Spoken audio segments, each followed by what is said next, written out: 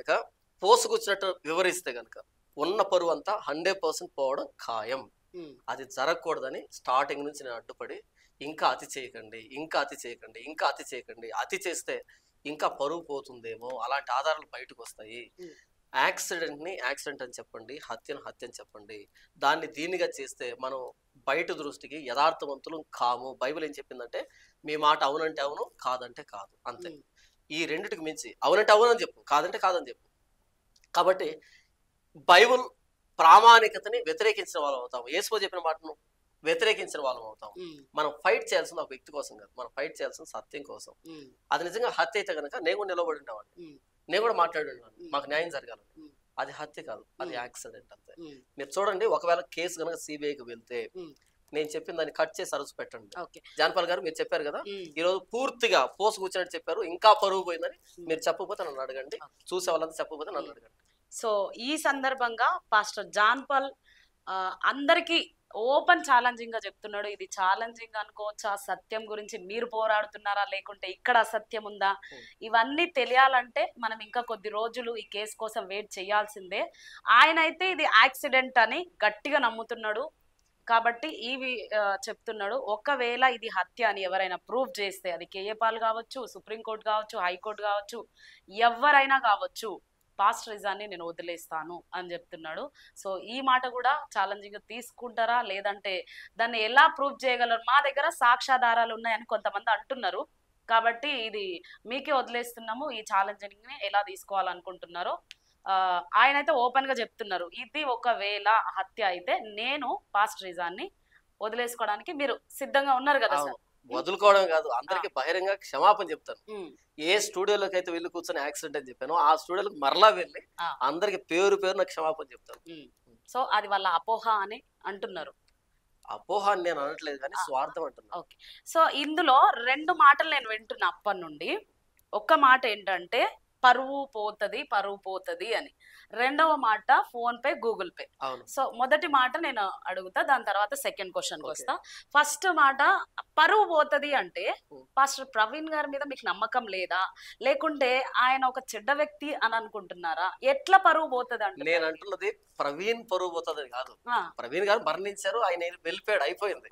ఆయన మీద సానుభూతి ఉంటది, ఎవరికైనా సరే సానుభూతి ఉంటది. ఆయన్ను పరువు తీసేది ఏముంటది, ఉంటే కదా, మనిషి ఉంటే పరువు పోతుంది. కాబట్టి కొంచెం ఇబ్బందిగా అనిపిస్తుంది. ఆయన వెళ్ళిపోయాడు, పరువు పోయేది ఎవరిదంటే దాన్ని హత్య అని అరిచారే, వీళ్ళ పరువు పోతుంది. వీళ్ళ మాటలు నమ్మి ఇప్పటికీ ఆ భ్రమలో బ్రతుకుతున్నారే, వీళ్ళ పరువు పోతుంది. అది నేను అంటున్నది. సో ప్రజలు ఇంకొకటి కొన్ని వీడియోస్ ద్వారా బయటకు వచ్చినాయి. కొన్ని వీడియోస్ లో ప్రవీణ్ పగడాల గారు తాగే మరణించారు అని అంటున్నారు. కొంతమంది మాత్రం లేదు, అక్కడ అసలు ప్రవీణ్ పగడాల కాదు, ఆయన నడిచే విధానం మాకు తెలుసు, ఆయన గురించి మాకు తెలుసు, మేము కలిసి ట్రావెల్ చేసినాం, అసలు ఆయన ప్రవీణ్ పగడాల కాదు, చిత్రీకరిస్తున్నారు అంటున్నారు. దానికి మీరేమంటారు? అసలు అంటే వాళ్ళేమి తెలియక అనటం లేదా, తెలిసే కావాలని అంటున్నారు. ప్రవీణ్ పగడాల అని తెలిసే అంటున్నారు. ఎందుకంటే అలా అంటేనే జనాలు భయపడతారు, అలా జనాలు భయపడితేనే అమౌంట్ వస్తుంది. ఎందుకంటే మేము పోరాడుతున్నాం అంటేనే వాళ్ళు సరే మన పాస్ని ఇంత దారుణంగా చంపారు కదా, కాబట్టి మనం డబ్బు ఇవ్వకపోతే వాళ్ళు ఎలా పోరాడతారు అనేటట్టుగా, లేకపోతే క్రిస్టియన్స్ అంతా ఏకమైతే కానీ మనం ప్రభుత్వం మీద పోరాటం చేయలేము, మనమంతా ఏకం కావాలి అనేట్టుగా ఓట్ బ్యాంక్ తయారు కాదు. కాబట్టి వీళ్ళు కావాలనే భయపెడుతున్నారు. సో డబ్బు కోసమే ఇదంతా చేస్తున్నారు, కేవలం డబ్బు కోసం, రాజకీయం కోసమే జరుగుతుంది ఇదంతా. సో మీరు డబ్బు కోసం అన్నారు. నెక్స్ట్ ఇంకొకటి phone pay, Google pay. Okay, phone pay, Google pay ద్వారా ఒక 2-3 వాయిస్ మేము కూడా విన్నాం పాస్టర్స్. పాస్టర్ అజయ్, మీరు చెప్పకపోవచ్చు, మేము చెప్పొచ్చు, అది పాస్టర్ అజయ్ అనేట ఆయన అండ్ పాస్టర్ అభినవ్, వీళ్ళిద్దరు ఫోన్ పే, గూగుల్ పే అనేది ఎక్కువ వినిపించింది మాకు సోషల్ మీడియాలో. రైట్. హనీ జాన్సన్ అనేట ఆయన అయితే మాకు ఎలాంటి ఈ కానుకలు కానీ, ఈ ఫోన్ పేలు కానీ, గూగుల్ పేలు వద్దు, మేము ఒక సభ జ్ఞాపకార్థ కూటమో ఏదో ఒకటి మేము పెట్టుకోవాలనుకుంటున్నాం, రండి అనే పిలుపునిచ్చిండ్రు. సో ఆయనది పక్కన పెట్టేస్తే వీళ్ళిద్దరు బహిరంగంగానే మేము ఇది చెయ్యాలి అంటే మాకు డబ్బు కావాలి, కాబట్టి మీరు ఎంతో కొంత సహాయం చెయ్యండి అని సోషల్ మీడియాను వేదికగా చేసుకోవడం జరగడం అయ్యింది. సో దానికి మించి వాళ్ళు మీటింగ్స్ కూడా పెట్టడము కూడా మనం చూసినాం. డబ్బు అనే విషయాన్ని మీరు పదే పదే అంటున్నారు కాబట్టి మరి పాస్టర్ అజయ్ గారు పోరాడినందుకే ఆయన ఈ టాపిక్ ని తీసుకొచ్చినందుకే పోలీసు వాళ్ళు అరెస్ట్ చేసిర్రు అంటే దానికి మీరేమంటారు? ఇక్కడ పాస్టర్ అజయ్ బాబు చేసిన అతికే ప్రవీణ్ పగడాల గారి పరువు పోయింది. అభినయ్ దర్శన్ చేసిన పనికే ఇప్పటికీ పరువు పోతూనే ఉంది. ఈ ఇద్దరు దరిద్రులు చీడ పురుగులు లేకపోయి ఉంటే గనక ఇంత జరిగేదే కాదు.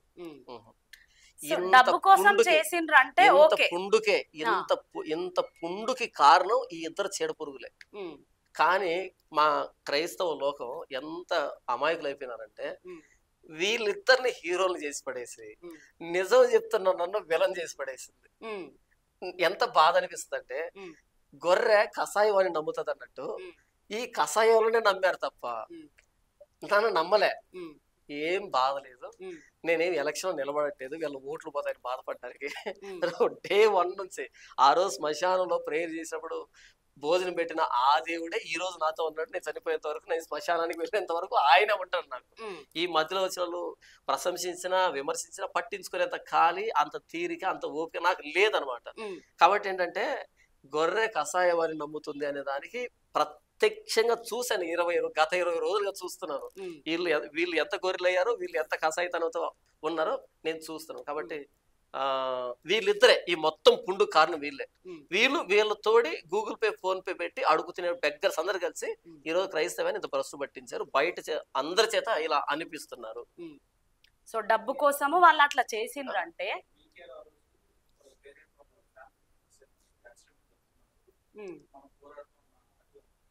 ఒక్కసారి తీసుకురండి. ఓకే, ఇక్కడ మీకు ఒక క్లిప్పింగ్ చూపెడతాను, తర్వాత మీకు షేర్ చేస్తాను, మీరు అక్కడ ప్లే చేయండి, ఇక్కడ నేను వినిపిస్తాను. ఇక్కడ ఫస్ట్ డే వీళ్ళ కుటుంబ సభ్యులు వచ్చి భార్య, తమ్ముడు, లేకపోతే అన్న, బామర్ది వీళ్ళు వచ్చి ప్రవీణ్ పగడాల గారి పోస్ట్ మార్టం లేకుండా మాకు బాడీని ఇవ్వండి అని అడిగారు. అని అడిగితే అక్కడ ఉన్నటువంటి వీకేఆర్ అనే వ్యక్తి కానీ, అభినయ్ దర్శన్ కానీ, ఈ అజయ్ బాబు అనే వ్యక్తులు కానీ వీళ్ళందరూ వాళ్ళ మీద ప్రెజర్ తీసుకొచ్చారు. ఫ్యామిలీ మెంబర్స్ ప్రెజర్ తీసుకొచ్చి వాళ్ళ మీద దాడి చేయడానికి సిద్ధపడ్డారు. వాళ్ళ క్యారెక్టర్ ని అనుమానించే దగ్గర తీసుకెళ్లారు జనాలందరినీ. అలా ఈ వ్యక్తి ఎలా రెచ్చగొడుతున్నాడు ఇది ఒకసారి.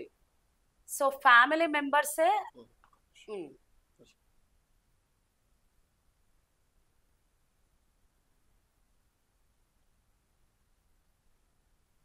ఆ మొదటి రోజు వీళ్ళు ఎలా రెచ్చగొట్టారో జనాల్ని, బలవంతంగా పోస్ట్ మార్టం చేయించేటట్టుగా ఎలా రెచ్చగొట్టారో ఒక్కసారి మీరు ఈ మాటలు వినండి, తర్వాత మీరు అక్కడ ప్లే చేయండి.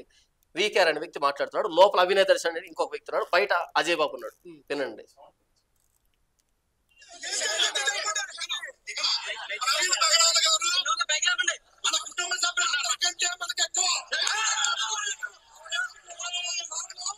యాక్సిడెంట్ కాదు, అనుమానాత్మక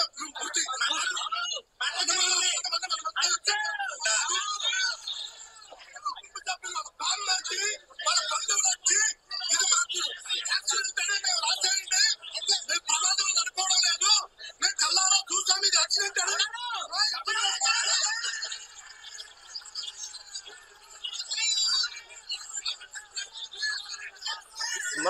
ఇంతకంటే ఆధారం కావాలమ్మా.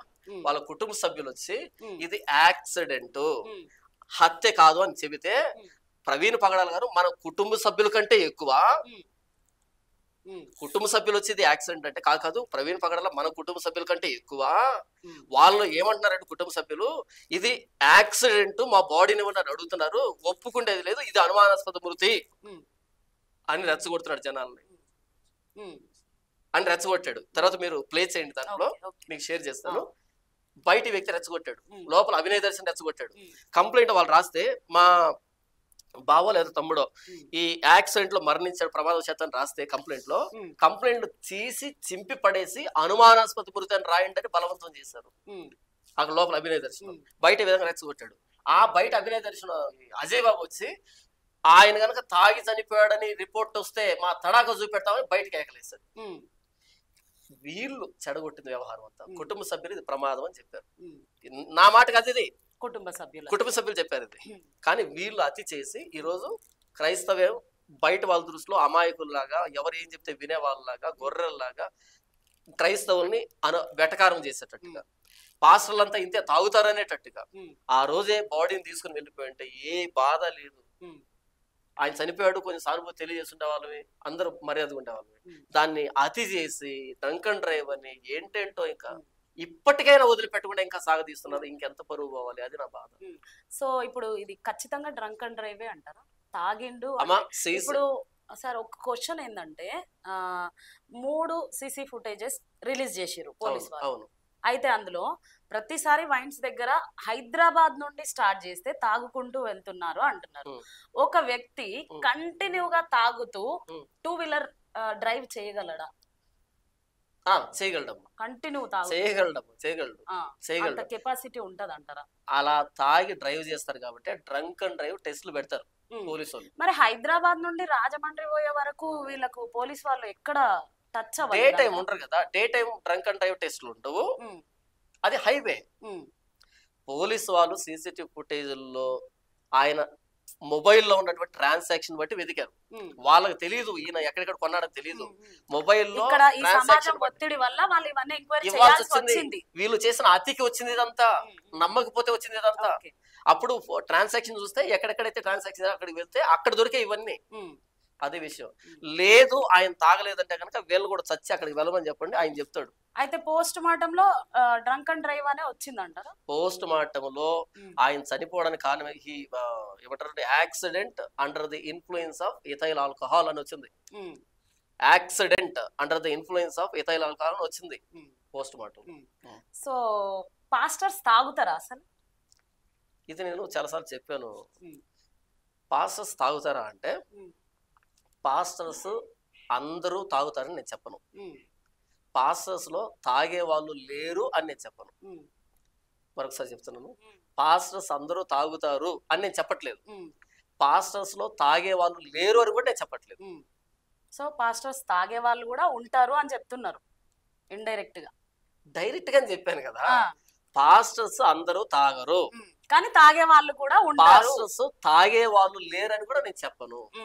అదే మీ క్వశ్చన్ లోనే మళ్ళీ ఇంకో క్వశ్చన్ వస్తుంది, తాగే వాళ్ళు ఉండరు ఉంటారు. ఒకటి, పాస్ట్ అనేవాడు మనిషి, మనం మనుషులమే. వాళ్ళు లోపల ఏం చేస్తున్నారో తెలియకపోవచ్చు. ఇప్పుడు నా గురించి అడుగు, నేను చెప్తాను, నేను తాగను. మరి ఇన్ని బోధలు చేస్తుంటారు మీరు. ప్రవీణ్ పగడాల గురించి ఆయన చనిపోయిన తర్వాత మీరు అన్నట్టు 5% కూడా తెలియని ఆయన గురించి ఎవరైతే క్రైస్తవ్యాన్ని వెంబడిస్తున్నారో, ఎవరైతే హైందవ డిబేట్స్ క్రైస్తవులకు వాళ్ళకి మధ్య జరిగే డిబేట్స్ వెంబడిస్తూ ఉంటారో వాళ్ళకి మాత్రమే ప్రవీణ్ పగడాల గారు తెలిసి ఉండేవారు అప్పుడు. ఇప్పుడు చనిపోయిన తర్వాత ప్రవీణ్ పగడాల అంటే ఎవరంటే ఇంత చిన్న పిల్లల్ని అడిగినా కూడా మామూలు ఎలివేషన్ ఇవ్వలే. ఇచ్చిన ఎలివేషన్ కి అంగార గ్రహం మీద ఉన్న బొత్త జీవులు కూడా అర్థమైపోయారు. ఆ రేంజ్ లో ఎలివేషన్ ఇచ్చారు. అందరికి తెలుసు ఇప్పుడు, ప్రతి ఒక్క హిందువుకు, క్రిస్టియన్ కు, ముస్లిం కు ప్రవీణ్ ఫారిన్ కంట్రీస్ కూడా పట్టుకెళ్లారు. తెలియని వాళ్ళు లేరు, ఫారిన్ కంట్రీస్ కూడా పట్టుకెళ్లారు. అందరికి తెలుసు. ఆయన బోధలు ఇప్పుడు వింటున్నారు ప్రజలు.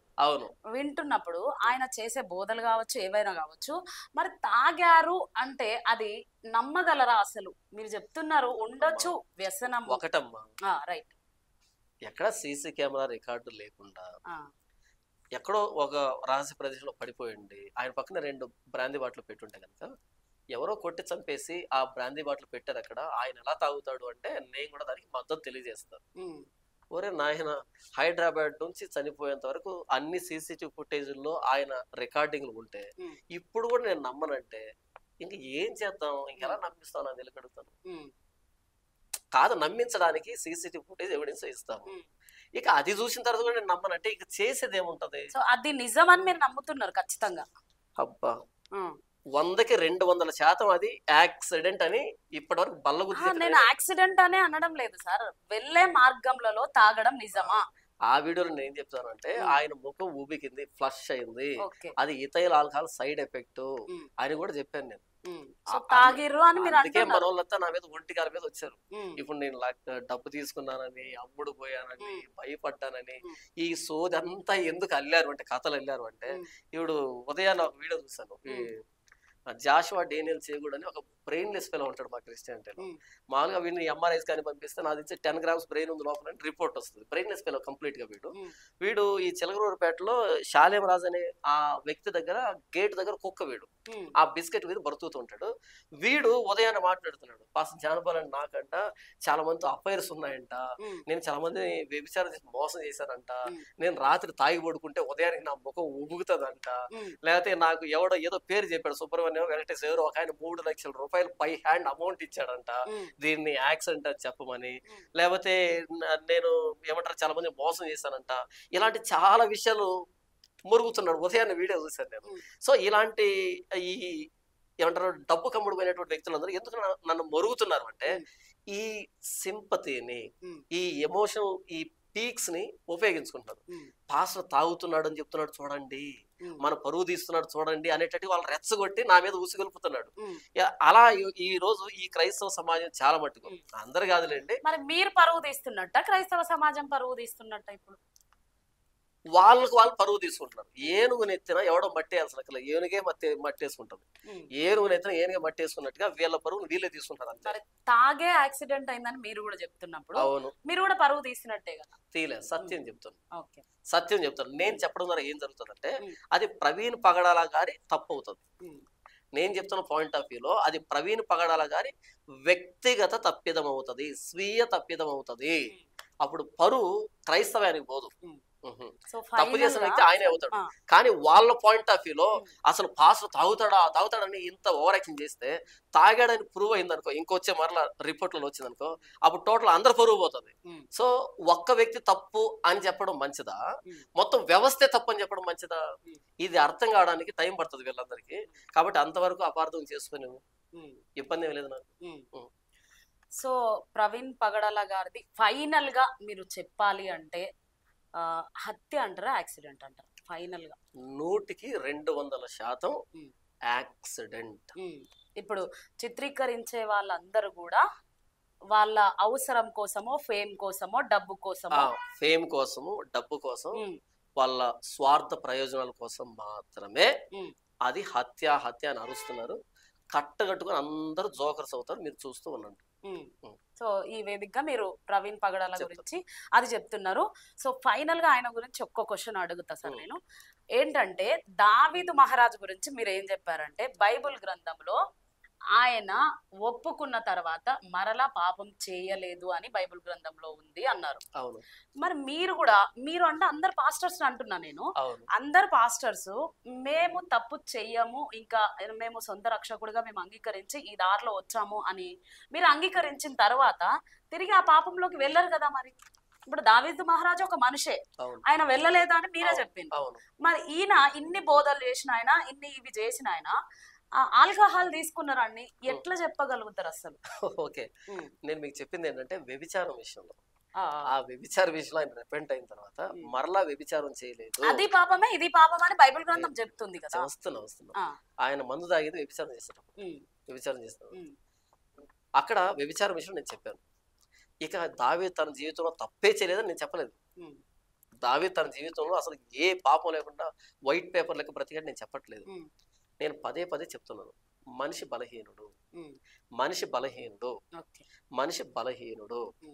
పాపం జరిగేదానికి చనిపోయే లాస్ట్ సెకండ్ వరకు అవకాశం ఉంది.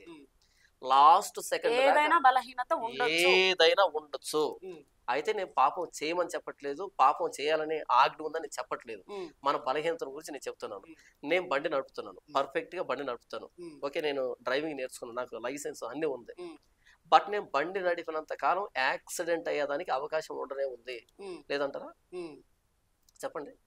ఇప్పటివరకు యాక్సిడెంట్ కాలే, కానీ నేను బండి నడిపినంత కాలం ఏదో ఒక రోజు యాక్సిడెంట్ అయ్యేదానికి అవకాశం ఉందా లేదా? ఉంటది, కానీ నేను యాక్సిడెంట్ చేసుకోను, నాకు కావాలని నాకేం ముచ్చట్లేదు. జరుగుతుంది అట్లా, ఎక్కడోసారి స్కిడ్ అవ్వచ్చు, పడవచ్చు, ఇంకోటి జరగచ్చు, పాసిబిలిటీ ఉంది. అదే నేను బండి ఎక్కడ మానేశాను అనుకో, నాకు యాక్సిడెంట్ జరగదు. ఇది బండి మీద యాక్సిడెంట్ జరగదు, ఈ రోడ్ యాక్సిడెంట్ ఉండదు నేను బండి ఎక్కడ మానేస్తే. కానీ నేను బండి నడుపుతున్నంత సేపు యాక్సిడెంట్ అనే ఒక పాసిబిలిటీ, ఒక అవకాశం అనే ఆప్షన్ అనేది పక్కన ఉండనే ఉంటది.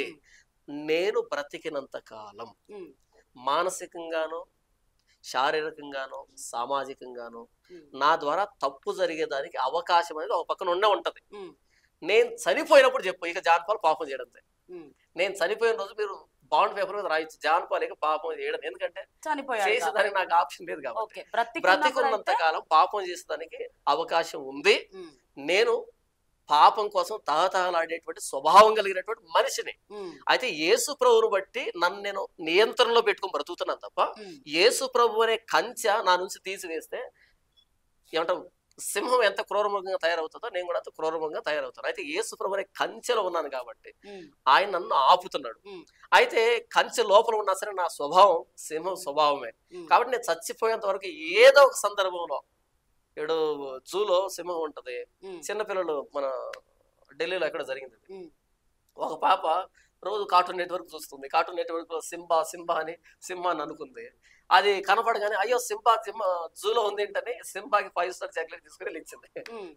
సింబా కమాన్ అని 5 స్టార్ చాక్లెట్ ఇస్తే అది 5 స్టార్ చాక్లెట్ కాకుండా మొత్తం భుజం దాకా తినేసింది. సో ఇది కంచె లోపల ఉన్న, కంచెకి అటువైపు ఉన్నా సరే నువ్వు చేయి పెడితే కొరుకు తింటది. నేను మనిషిని, పాప భ్రష్టత్వానికి లోబడిన మనిషిని. అయితే యేసు ప్రభువు కంచెల్లో ఉన్నాను, అయినా సరే అడపదడప ఏదైనా జరిగేదానికి పాజిబిలిటీ ఉంది. నేను పాపం చేయనని నేను ఎప్పుడు చెప్తాను అంటే, నేను చనిపోయిన నెక్స్ట్ సెకండ్ నా మీద బాండ్ పేపర్ పెట్టి రాయండి ఈ జాన్ పాల్ పాపం చేయడని, దెన్ నేను కూడా అగ్రి అవుతున్నాను. నేను బ్రతికున్నాను అంటే జాన్ పాల్ తప్పే చేయడు అంటే ఫస్ట్ అమాయకులు మీరే, అంతే. ఇంకా అంతమించి నేనేం చెప్పలేను. కాబట్టి మనిషిని ఎప్పుడు నేను నమ్మను, నన్ను నేనే నమ్ముకోను, ఇక పక్కన నేను నమ్ముతాను, అసలు నమ్మను, నేను నమ్మను. అందుకనే ఉదయాన్నే ప్రార్థిస్తా, ప్రభువా ఈ రోజు దుష్టు నుంచి నన్ను తప్పించు, పాపం నుంచి నన్ను కాపాడు అని నేను ప్రార్థన చేసుకోను. నన్ను నేను నమ్మను, పక్కన వాళ్ళు కాదు. నన్ను నేనే నమ్మకపోతే పక్కన ఏమో నమ్ముతాను, అస్సలు నమ్మను. కాబట్టి మనిషి పాపం చేసానికి అవకాశం ఉంది. బైబిల్ అదే చెప్పింది, నీతివంతులు లేడు ఒక్కడు లేడు చెప్పబడింది. యేసును నమ్ముకున్న కాబట్టి ఉచితంగా నీతివంతులు అయ్యాము. కాబట్టి నేనేమి ఎవరినో వెక్కిరించట్లేదు, అవమానించట్లేదు. బైబిల్లో చెప్పిన సారాంశాన్ని నా మీద పెట్టుకొని ఇంకొకరి మీద పెట్టుకొని చెబుతున్నాను. అర్థం చేసుకునే కెపాసిటీ ఉంటే అర్థం చేసుకుని, లేకపోతే వదిలిపెట్టేసి. మీరు ఊరకే ఒక మనిషి మంచోడు కేకలేసారు అనుకో, మీరు అందరు కలిసి బైబిల్ వెక్కిరిస్తున్నారని అర్థం. మీరు పోరాడాల్సింది యేసు గురించి, బైబిల్ గురించి, బైబిల్ సత్యాన్ని గురించి తప్ప ఒక మనిషిని గురించి కాదు పోరాడాల్సింది. చనిపోయిన మనిషి దేవదూత కాదు, దైవాంశ సంభూతుడేం కాదు, దేవుడేం కాదు. చనిపోయింది ఒక మనిషి, నీలాంటి నాలాంటి రక్తమాంసాలు ఉన్నటువంటి అన్ని రకాల బలహీనతకు లోబడినటువంటి మనిషి. ఆయన ప్రసంగాలు చేశాడు, ఓకే ఫైన్, చాలా మంచోడు, మంచి వక్త, మంచి వాగ్దాటి, మంచి దేవుడి పట్ల విశ్వాసనే కాదండి. కానీ బలహీనత ఉందేమో ఎవరికి తెలుసు, ఏ సందర్భంలో అయిందో మనకేం తెలుసు. కాబట్టి వాటిని నేను కొట్టేయట్లే, మంచోడు కాదంటలే. కానీ ఆయన రోజు ఆ తప్పిదం చేయడాన్ని బట్టి మరణించాడు, అది బాధాకరమైన విషయం. సో తప్పిదం చేయడం బట్టే అంటే తాగడం బట్టే మరణించాడు అనేది మీరు క్లియర్ చేస్తున్నారు ఇక్కడ. అవును, ఓకేనా. అయితే క్రైస్తవులు మాత్రం ఇప్పటికీ కూడా చాలా సందేహాలు ఉన్నాయి. క్రైస్తవులే కాదు, హిందువులు కూడా ఇప్పుడు దాని రాజకీయం అని మీరే అన్నారు, రాజకీయం చేస్తున్నారు, క్రైస్తవులు అన్ని చేస్తున్నారు. సో ఈ సందేహాలు ఇలాగే ఉన్నాయి. ఈ సందేహాలు క్లియర్ అయినప్పుడు అది హత్య అయినా లేకపోతే యాక్సిడెంట్ అయినా మళ్ళీ జాన్ పాల్ పాస్టర్ తో నేను ఇంటర్వ్యూ చేస్తా తప్పకుండా. సో ఈ ఛాలెంజింగ్ అట్లా తీసుకోండి మీరు, అది నిజం అయితే బయటికి రావాలనేది మేము కూడా మీడియా సందర్భంగా కోరుకుంటున్నాము. ఇంకా ఫైనల్ గా సార్, విజయ్ ప్రసాద్ రెడ్డికి మీకు అసలు ఏంటి గొడవ? విజయ్ ప్రసాద్ రెడ్డికి నాకు గొడవ ఏమీ లేదు. నేను జేపీని, నేను వీపీని కాదు అంటారు. అసలు వీపీ జేపీ అంటే డిఫరెన్స్ ఏంటి అసలు? ఇక్కడ వీపీ అంటే ఏంటంటే ఏ ఎండకు ఆ గొడవ పట్టేవాడు. ఓకే, వీపీ అంటే ఫుల్ నేమ్ తెలుసుకోవచ్చా? నేను అలా పెట్టుకున్నాను అంతే. అంత వీపీ అంటే విజయ్ ప్రసాద్ రెడ్డి అనుకోవచ్చా, లేకుంటే వీపీ అంటే మళ్ళీ మీ ఉద్దేశంలో ఏంటి అసలు వీపీ అంటే? విజయ్ ప్రసాద్ రెడ్డి అంటే విపిఆర్ అని. ఓకే, నేను అన్నది వీపీ అని. అదే వీపీ అంటే దానికి అర్థం తెలియాలి కదా. ఇప్పుడు మా ఇంట్లో కుక్క ఉందమ్మా, దానికి లియో అని పెట్టాను. దానికి పెద్ద రీజన్ ఏమి లేదు, నాకు ఎందుకో లియో అని నచ్చింది, దానికి లియో అని పెట్టాను అంతే. కాబట్టి ఏ ఎండకు ఆ గొడుగు పట్టేవాడిని, ఏ గాలికి ఆ చాపు తిప్పేవాడిని, నలుగురిలో నారాయణ, గుంపులు గోవింద ఎవడైనా ఉంటే అందరి బంధువులాగా వ్యవహరించేటువంటి పర్సన్ ఉంటే యేసుని నమ్ముకొని, నేనే మార్గం సత్యం జీవం అన్నటువంటి ఆయన నమ్ముకొని ఆ ప్రత్యేకతను చాటించకుండా గుంపులో గోవింద అనేటువంటి వ్యక్తి ఎవరైతే ఉంటాడో అలాంటి ఊహాజనితమైన వ్యక్తికి నేను పెట్టుకున్న పేరు విపి అని. అంతే. అలాంటి వ్యక్తే ఈ విజయ్ ప్రసాద్ రెడ్డి అంటారు మీరు? మరేమో ఆయన గురించి పూర్తిగా నాకు తెలీదు. అయితే ఎందుకు అనాల్సి వచ్చింది మీరు విపి అని? ఆయన గురించి మీకు పూర్తిగా తెలియనా? నేను అంటున్నా అదే చెప్తున్నా, ఓకే. పూర్తిగానే ఉన్నాను. ఆ. కేఆర్ టీవీలో ఆయన ఇంటర్వ్యూకి వెళ్ళినప్పుడు ఆ క్రాంతి గారు ఏమన్నారంటే జై కొట్టు అన్నారు. జై కొట్టు అన్నారు. జై కొట్టు అంటే పుచ్చుకొని జై కొట్టేశాడు. ఒక్కసారి 4 సార్లు జై కొట్టాడు. ఎందుకు నాకు జై నచ్చలేదు. కొట్టు అంటే ఏదో వాళ్ళ దేవుడికి సంబంధించి జై కొట్టు అన్నాడు. ఓకే. అలా జై కొట్టు అంటే పుచ్చుకొని జై కొట్టేశాడు. అది క్రైస్తవుడి లక్ష్యం కాదు. క్రైస్తవుడు జై శ్రీరామ్ అనకూడదా? పొరపాటును కూడా అనకూడదు. ఇప్పుడు ఒకవేళ అదే క్వశ్చన్ నేను రిపీట్ చేసిన అనుకోండి, పాస్టర్ జాన్ పాల్ జై శ్రీరామ్ అనండి అన్న అనుకోండి, మీరు అన్నారా? పొరపాటును కూడా అన్నాను. పొరపాటున అంటే అసలు అది అనడం పొరపాటు నేను అంటారా? స్పృహలో లేకుండా ఉన్నా సరే అనను నేను అంటున్నా. అంటే ఇప్పుడు విజయ్ ప్రసాద్ రెడ్డి అనడం పొరపాటు అంటారా, లేదంటే కావలసుకుని అన్నారా? మహాపాపం అంటారు. అది పాపం, మహాపాపం.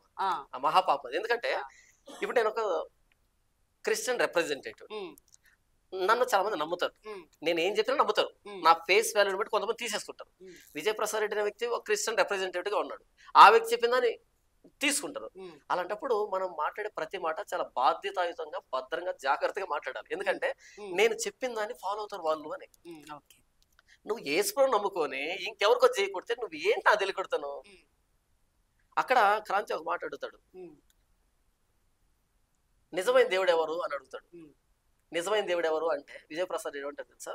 అదేంటి ఆ ప్రశ్న? మీ దేవుడు నీకు గొప్ప, మా దేవుడు నాకు గొప్ప అంటాడు. అంటే ఇద్దరు దేవుళ్ళు ఉన్నారా? ఓకే. మీ దేవుడు నీ గొప్ప, నా దేవుడు నాకు గొప్ప అంటే ఇద్దరు దేవుళ్ళు ఉన్నారు ఏంటి అంటే? వాళ్ళ ఉద్దేశంలో ఉన్నారు కదా వేరే దేవుడు. ఉద్దేశాలను స్థిరపరచడానికి కాదు మనం వెళ్ళింది, ఆ వేదిక మీదకి వాస్తవాలు ప్రకటించడానికి. మీ ఉద్దేశాలు గౌరవించడానికి నేను రావట్లేదు ఇక్కడికి. నేను ఏదైతే వాస్తవం అని బైబిల్ చెప్పబడిందో దాన్ని చెప్పడానికి వచ్చాను. మీ ఉద్దేశాలు ఇంకోరు ఉద్దేశాలు బైబిల్ ఎందుకు? ఇక బైబిల్ పక్కన పెట్టేసి ఈ సందర్భం కథల పుస్తకం అంటే తీసుకుంటే మీ బైబిల్ ఉండేది వేరే వాళ్ళ మనోభావాలు దెబ్బతీయడానిక? 2 4 అని చెప్పాను, మీరు 6 రాశారు. మీ మనోభావాలు నన్నే చేయమంటావు? నేను చదువుకున్నాను 2 4 అని రాశారు, మీరు 6 అని రాశారు. అదే 4 అని చెప్తే నా మనోభావాలు దెబ్బతిన్నాయంటే మరి నేను చదువుకున్నది నేను 4 రాసి నువ్వు 6 రాసి మరి నా మనోభావాలు దెబ్బతినట్లేదా? నేను యేసుప్రభువు దేవుడని అన్నప్పుడు మీ మనోభావాలు దెబ్బతింటే, మీరు ఇన్ని కాదన్నప్పుడు నా మనోభావాలు కూడా దెబ్బతి ఉంటున్నాయి. నాకు కూడా మనసు ఉంటది, మనోభావాలు ఉంటాయి, మీకే కాదు. అంటే ఇప్పుడు ఈ సృష్టికి మొత్తం, ప్రపంచానికి మొత్తము ఎక్కడ చూసినా యేసుక్రీస్తు ప్రభు మాత్రమే దేవుడు అంటారు మీరు అని బైబిల్ చెప్పింది. ఆది యందు దేవుడు భూమి ఆకాశం సృజించెను. అమ్మా, నా బైబుల్లో ఎంతవరకు రాశారు దాన్ని నేను 24/7 ప్రకటించుకునే దానికి రాజ్యాంగం హక్కు ఇచ్చింది. ఓకే, నేను ఇది మాత్రం ప్రకటిస్తాను. ఇక మిగతా వాళ్ళు దేవుళ్ళో కాదు అని చెప్పాల్సిన అవసరం నాకు లేదు అసలు. మరి అయితే విజయ్ ప్రసాద్ రెడ్డిని కూడా మీరు విమర్శించాల్సిన అవసరం లేదు. విజయ్ ప్రసాద్ రెడ్డి బస్ స్టాండ్ లో మసాలా పల్లీలు అమ్ముకుంటూ ఉంటే నేను అసలు విమర్శించిన ఆ వ్యక్తిని. ఎందుకంటే నేను పల్లీల జోలికి వెళ్ళను కాబట్టి నాకేం కాంపిటీషన్ కాదు. ఆ వ్యక్తి బైబుల్ పట్టుకుని మాట్లాడాడు కాబట్టి, బైబుల్ తప్పు మాట్లాడితే నేను కూడా బైబుల్ పట్టుకున్నా కదా, నేను స్పందించు, నాకు ఆ బాధ్యత ఉంటది. ఆ వ్యక్తి ఏదో బస్ స్టాండ్ దగ్గర పల్లీలు అమ్ముకుంటాను, మల్లెపూలు వ్యాపారం చేస్తుంటాను, నేను అసలు వెళ్ళను. నాకు అసలు కాంపిటీషన్ కాదు వాళ్ళు, అసలు నాకు అసలు బాధ్యత లేదు ఆ విషయంలో. నువ్వు మోర్ ఎందుకు 10 రూపాయలు అమ్ముతున్నావు, 8 రూపాయలు అమ్ము, నాకు అనవసరం అదంతా. బైబుల్ పట్టుకుని నువ్వు కనుక తప్పు మాట్లాడితే అదే బైబుల్ నేను కూడా పట్టుకున్నాను కాబట్టి నాకు బాధ్యత ఉంటది, నాకు హక్కు ఉంటది. నన్ను ఎవరు విమర్శించొద్దు అన్నావు అనుకో, ఓకే బెటర్, నువ్వు బైబుల్ వదిలిపెట్టేసి ఇంకో దాన్ని తీసుకో, నీ జోలికే రాను. ఇంతకుముందు మీరు ఏమన్నారు, మిగతా గ్రంథాల గురించి అన్నారు. నేను అసలు పొరపాటు కూడా టచ్ చేయను వాటిని. అసలు మిగతా గ్రంథాల జోలికి నేను వెళ్ళను, వాళ్ళని టచ్ చేయను అసలు నేను అసలు. కాబట్టి నువ్వు దీన్ని వదిలిపెట్టేసి ఇంకొక దానికి వెళ్ళు, నేను అసలు పట్టించుకోను. దీన్ని పట్టుకుని తమాషాలు చేసావా, మనుషులను సంపాదించుకోవడానికి, అందరి బంధువులాగా మారడానికి, గుంపులు గోవింద, నలుగురులో నారాయణ వేషాలు వేసావా, అసలు వదిలిపెట్టను, ఖచ్చితంగా పట్టించుకుంటాను. నేను ఒక సెక్యులర్ ని అన్నాడు ఆయన అదే వేదిక సందర్భంగా. నేను ఒక సెక్యులర్ ని అని అన్నాడు కదా, సెక్యులర్ బైబుల్ ని నమ్ముతారా అసలు? మీరు అడిగిన ప్రశ్నని నేను కొంచెం ఇంకొక ప్రశ్నగా మారుస్తాను. నేను గాంధేయవాదిని, నాకు మటన్ అంటే చాలా ఇష్టం అన్నాను అనుకో, గాంధేయులకు కోపం వస్తుంది. నేను గాంధేయవాదిని, గాంధీ అంటే నాకు ఇన్స్పిరేషన్, నాకు మోటివేషన్, నాకు యాక్టివేషన్, నాకు అది ఇది అని చెప్పి నాకు మటన్ అంటే పిచ్చ ప్రాణం, అబ్బా మటన్ బిర్యానీ అన్నాం అనుకో, అది గాంధీని వెక్కిరించినట్టు. ఆయన అహింస అన్నాడు. నేను మటన్ బిర్యానీ పక్కన పెట్టుకొని పక్కన క్వార్టర్ పెట్టకపోతే నాకు మొత్తం దిగదబ్బా అన్నావు అనుకో, నువ్వు ఎవరిని వెక్కిరిస్తావు తెలుసా? గాంధీని వెక్కిరిస్తున్నావు. ఆయన మందు తాగలే, మటన్ ముక్క తినలే. ఇప్పుడు గాంధేయవాదిని చెప్పకుండా తాగామనుకో ఎవడు అడగడు. నువ్వు బైబుల్ పట్టుకొని సెక్యులర్ అంటావు, నాకు తెలియడుతాను. సెక్యులర్ అంటే నాన్ రిలీజియస్ అని. సెక్యులర్ అంటే బై డెఫినేషన్ నాన్ రిలీజియస్ అని. ఇప్పుడు నాన్ రిలీజియస్ బైబిల్ అనేది రిలీజియన్ కదా. ఇప్పుడు నాన్ రిలీజియస్ అని ఎందుకంటే బైబిల్ నేను పాస్ట్ అని పెట్టుకొని నేను సెక్యులర్ అంటే ఏం మాట్లాడుతున్నావు అసలు? మాట్లాడితే అర్థమవుతుందా? అసలు అర్థమవుతుంది నీకు అసలు? అక్కడ ఆ వ్యక్తి ఏం చెప్పాలి అంటే నేను ఆల్ ట్రూయిస్ట్ అని చెప్పాలి. ఆల్ ట్రూయిస్టిక్ మెంటాలిటీ అంటే అందరిని గౌరవించేటువంటి మనస్తత్వం అని చెప్పాలి. సెక్యులర్ అనకూడదు. అంటే మనోడికి ఇంగ్లీష్ పట్ల కమాండ్ లేదు, ఏదో చెప్తే కొట్టుకుపోతాం అనుకున్నాడు కానీ ఇంత అడ్డంగా ఇరుక్కుంటాడు తెలియదు వ్యక్తికి. అక్కడికి వెళ్ళి సెక్యులర్ అన్నాడు. సెక్యులర్ కాదు, నేను సెక్యులర్ కాదు. సెక్యులర్ అంటే ఏంటి సార్ అసలు? సెక్యులర్ అంటే నాన్ రిలీజియస్ అంటే దేవుడు ఉన్నాడని నమ్మరు వాళ్ళు, మతానికి సంబంధం లేకుండా ఉంటారు వాళ్ళు. ఓకే. మన భారతదేశం లౌకికమైన దేశం. అన్ని మతాలు ఒక్కటే అని గౌరవించే వాళ్ళను ఇప్పుడు సెక్యులర్. అన్ని మతాలు ఒకటంటే ఇది ఎందుకు పట్టుకున్నాను అది అడుగుతాను. దీనిపైన భగవద్గీత, దీని కింద ఖురాను, దీని పక్కన జెండా పెట్టుకో మొత్తం అని కలిసి బ్యాగులు వేసుకొని పోతా ఉండే ఎక్కడ పడితే అక్కడికి. అన్ని సమానం అన్నప్పుడు ఇంక ఇది ఒక్కదాన్ని ఎందుకు పట్టుకున్నాను అది అడుగుతాను. కాదు, అన్ని మిగతా వాళ్ళని గౌరవించు, మిగతా వాళ్ళని గౌరవించు. వాళ్ళని దాడి చేయమని చెప్పట్లేదు, బూతులు మాట్లాడమని చెప్పట్లేదు, చేయమని చెప్పట్లేదు. అందరిని గౌరవించు, కానీ దీన్ని ప్రకటించు, దీన్ని నమ్ము, ఇదే నిజం అని చెప్పు. అప్పుడు నువ్వు క్రిస్టియన్ అవుతావు. దీన్ని పట్టుకొని నేను సెక్యులర్ని, నేను అన్ని నెత్తినేసుకుంటా అంటే కుదరదు. ఒక్కడితో కాపురం చేయి, మంచిదే. అందరితో కాపురం చేస్తా నాకు విశాల హృదయం అంటే తేడా ఉంటుంది, బాగోదు, మంచిది. So John Paul pastor Vijay Prasad రెడ్డిని విమర్శించాడు, నన్ను విమర్శించి ఆయన ఫేమ్ పొందుకోవాలనుకుంటున్నాడని విజయ్ ప్రసాద్ రెడ్డి అన్నాడు చాలా సందర్భాల్లో. ఇక్కడ మీ సమస్య ఫేమా ఫ్యాక్టా? జాన్ పాల్ ఫ్యాక్ట్ చెప్పలేదని ఫీల్ అవుతున్నావా, లేకపోతే ఫేమ్ వస్తుందని ఫీల్ అవుతున్నావా? నా టాపిక్ మాట్లాడింది కాబట్టే జాన్ పాల్ ఫేమ్ అయ్యింది. మరి అంతకు ముందు ఈయన టాపిక్లు ఎత్తుకొని వచ్చాను నేను. మరి 1700 ప్రసంగాలు ఈయన గురించి మాట్లాడాను నేను. మరి ఈ రోజు నన్ను పిలుస్తున్నా విజయ్ ప్రసాద్ రెడ్డిని మాట్లాడాలని పిలుస్తున్నారా నన్ను? అయితే ఈ సందర్భంగా మీరు ఆయన మాటకి ఏం చెప్పాలనుకుంటున్నారు? అదే అంటున్నాను, ఆడలేక మధ్యల మీద పడినట్టు అని. నువ్వు మర్యాదగా ప్రవర్తిస్తే నేను మాట్లాడను కదా, నువ్వు విచిత్రంగా ప్రవర్తించావు. సరే ప్రవర్తించావు, ఏదో మాట్లాడావు కక్కుర్తిపడి, ఏదో వింతగా ట్రై చేసావు, అది బ్యాక్ ఫైర్ అయింది. ఇమ్మీడియట్ గా వీడియో పెట్టి ఏదో క్షమాపణ, సారీ ఇలా అనుకున్నాను, ఇలా జరుగుతా అనుకున్నాను, సారీ ఇంకెప్పుడు అన్నాను అంటే అప్పుడు నేను మాట్లాడను. నువ్వు మాట్లాడలేదు కాబట్టి నేను మాట్లాడాల్సి వచ్చింది. క్షమాపణ చెప్పు, ఇంకా మెచ్యూరిటీ లెవెల్స్ పెరుగుతాయి నీకు. క్రైస్తవ సమాజం ఇప్పటికి చెప్పాల క్షమాపణ. ఓకే, ఈ వ్యక్తి తప్పును సరి చేసుకోవడానికి అంటే సమర్థించుకోవడానికి దానియేలు, శత్రుకు, మేషకు, నయమాను అందరినీ ఇదే రొచ్చులకు దింపాడు. వీళ్ళు కూడా ఎలాగా అన్నారని తప్పు. అసలు నేను యేసు ప్రభు నమ్ముకున్నప్పుడు యేసు ప్రభుకి జై, అంతే అంతే జై. వాళ్ళు కనుక నీ మెడ మీద కత్తి పెట్టి నిన్ను చంపేస్తాం, పొడి చేస్తాం అంటే ఏదో ప్రాణభయంతో జై కొట్టాను రా అంటే నేను కూడా అర్థం చేసుకోగలను. ఏదోలే మనిషి బలహీనుడు, వాళ్ళు చంపేస్తున్నా పొడి చేస్తున్నా అంటే నేను కూడా అర్థం చేసుకోగలను. జై అంటే పుసుకొని జై అన్నాడు. ఆ క్రాంతి కూడా షాక్ అయ్యాడు. మీరు చూడని తర్వాత క్లిప్పింగ్ ని ఏంటి అనేసాడా అని షాక్ అయ్యాడు ఆ వ్యక్తి. ఎక్స్పెక్ట్ చేయలేదు అంటాడేమో అని. అవును, అసలు క్రాంతి అంతకంటే ముందు వీకేఆర్ ని ఇంటర్వ్యూ చేశాడు. వీకేఆర్ ని ఇంటర్వ్యూ చేస్తే జై కొట్టమంటే వీకేఆర్ జై కొట్టలే. అప్పుడు సెకండ్ వ్యక్తి వెళ్ళాడు. వెళ్తే ఈ వ్యక్తిని జై కొట్టమంటే ఈ వ్యక్తి అనుకున్నాడు ఈ వ్యక్తి కూడా జై కొట్టడం అనేటట్టుగా అనుకున్నాడు. అయితే ఈ వ్యక్తి పుసుకొని జై కొట్టేటప్పటికి క్రాంతి షాక్ అయ్యాడు. ఆ బిట్టు చూడండి మీరు, ఏంటి అనేసాడా జై కొట్టేశాడు, షాక్ అయ్యాడు. మరలా నిర్ధారణ చేసుకున్నాడు, అనేసావా ఇంకొకసారి 3 సార్లు చెప్పించుకున్నాడు. అంటే ఏ హైందవుడు కూడా ఏడవట్లే, మీరు మాకు జై కొట్టలే ఏడవట్లే అంటారు అనిపిద్దామని. అనకపోయినా సరే వాళ్ళకి ఫీల్ అవ్వరు, ఎందుకంటే వాళ్ళ దేవుడిని వాళ్ళు ప్రకటించుకుంటారు కదా. మన దేవుడికి ఎందుకు జై కొడతారు? జై కొట్టరు. మన దేవుడు కూడా జై కొట్టేటువంటి బైబుల్ ఎందుకు, యేసు ప్రభు ఎందుకు, చర్చ్ ఎందుకు? అందరం కలిసి అదే గంగమ్మ గుడికో ఎల్లమ్మ గుడికో పోతాం కదా. కాబట్టి మేము జై కొట్టం అన్నప్పుడే ఇది పట్టుకోవాలి, మేము జై కొట్టం అన్నప్పుడే యేసు ప్రభు ప్రకటించాలి. వన్స్ నువ్వు జై కొట్టిన తర్వాత దీనికి ఉన్నటువంటి ప్రత్యేకత ఏంటి, యేసు ప్రభువుల ప్రత్యేకత ఏంటి? ఎవరికంటే వాళ్ళకి జయం అంటూ అంటే ప్రత్యేకత లేదు. నా మతాన్ని, నా విశ్వాసాన్ని, నా యేసు ప్రభుని, నా బైబుల్ని ఎంత గట్టిగానైనా ప్రకటిస్తారు. కానీ పక్క మతాన్ని నేను దూషించను, వారిని విమర్శించను, వారి జోలికి నేను వెళ్ళను, అసలు వాళ్ళ విషయంలో వేలే పెట్టను నేను. కానీ నా బైబుల్ జోలికి వస్తే మాత్రం ఖచ్చితంగా పట్టించుకుంటా, విమర్శిస్తా, ఖండిస్తా, గద్దిస్తా, నేను ఏం చేయాలో చేస్తా. ఇప్పుడు హైందవులు కొంతమంది ఏమంటున్నారంటే క్రిస్టియానిటీలో ఉమ్, అది సేవకులు కావచ్చు, విశ్వాసులు కావచ్చు, వాళ్ళకే యూనిటీ లేదు, ఐక్యత లేదు ఉమ్. అని అంటే దానికి మీరు ఓకే, వెరీ గుడ్, మంచి ప్రశ్న. యూనిటీ లేదు, క్రిస్టియానిటీలో విమర్శించుకుంటూ ఉంటారు వెయిట్, ఒకరినొకరు. క్రిస్టియానిటీలో ఉమ్, ఎప్పటికీ యూనిటీ రాకూడదు. ఉమ్. రాకూడదు అంటారు. మరొకసారి చెప్తారు, ఉమ్, క్రిస్టియానిటీలో ఎప్పటికీ యూనిటీ రాకూడదు. ఉమ్, అదేంటో అలా మాట్లాడేశారు, యూనిటీ రాకూడదని అని అంటారు కదా. ఉమ్. దీన్ని బట్టి యూనిటీ రావాలి, ఓకే.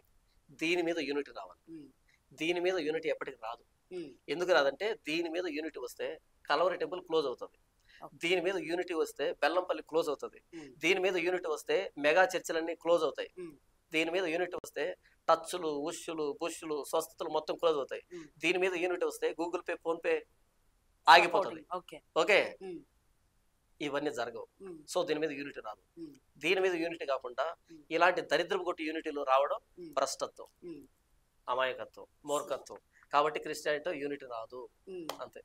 రాకూడదు అని కూడా మీరు అంటున్నారు. అదే అంటున్నాను, ఉమ్, వస్తే ఈ యూనిటీ దీని మీద రావాలి, ఓకే. రాకపోతే ఇంకెప్పటికి రాకూడదు. ఉమ్, ఎప్పుడు కూడా సత్యం అసత్యం రెండు కలిసి ఉండకూడదు. ఉమ్, సత్యం అసత్యం రెండు కలిసి ఉంటే అది భ్రష్టత్వం. ఉమ్, సత్యం సపరేట్ గానే ఉండాలి, సత్యం అసత్యం మీద గొడవ చేస్తూనే ఉండాలి.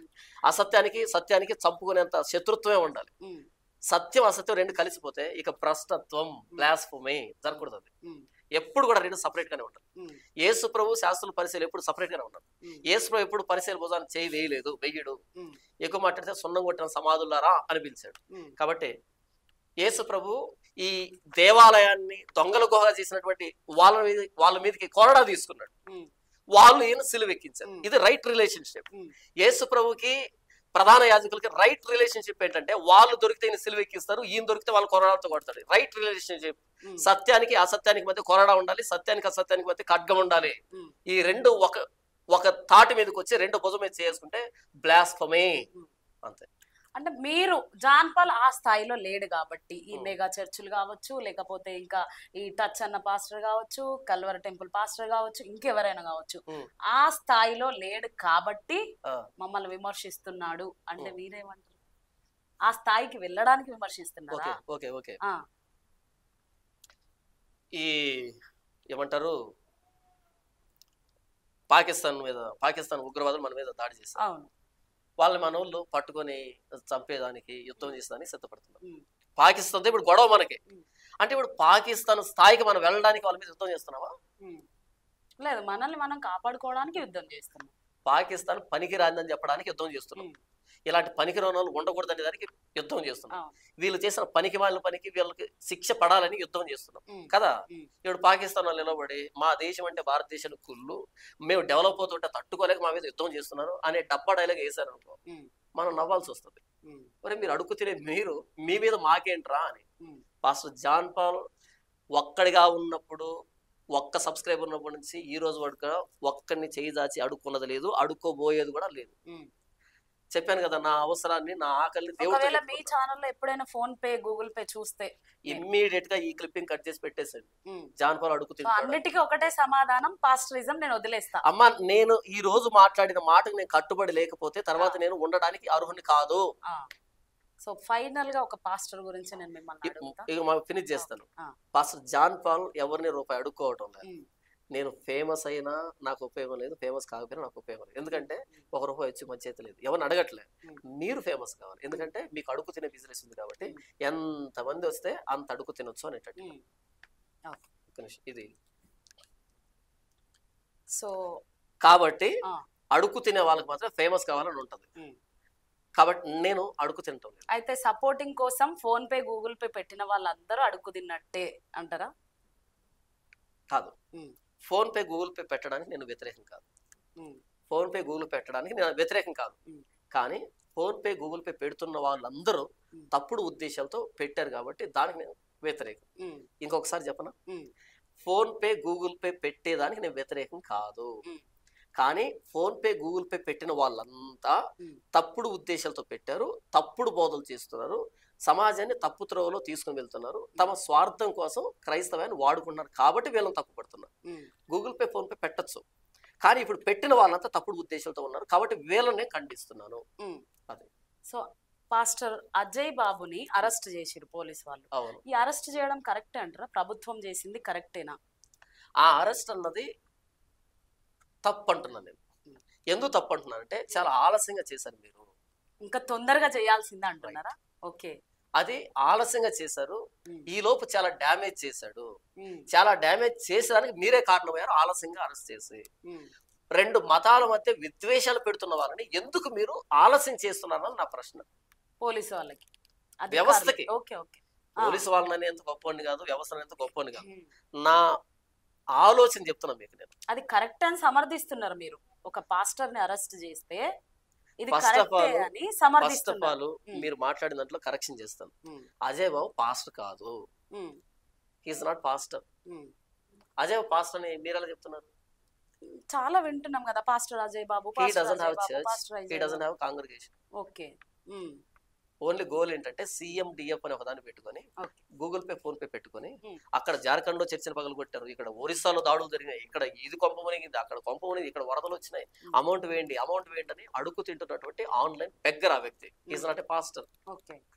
ఆయన పాస్టర్ కాదు. పాస్టర్ నాలాగా ఉంటాడు. ఉమ్, ప్రతి ఆదివారం 2 ప్రసంగాలు చేస్తాడు, ఉమ్, సభలకు వెళ్తాడు, వాక్యం చెప్తాడు. ఉమ్, క్రైస్తవులు ఏదైనా అలజడి జరిగినప్పుడు నిస్వార్థంగా సత్యం పక్షాన్ని నిలబడి వ్యవస్థని సమాధానపరిచేటువంటి పని చేస్తాడు. ఉమ్, నిజంగానే చెప్తాడు.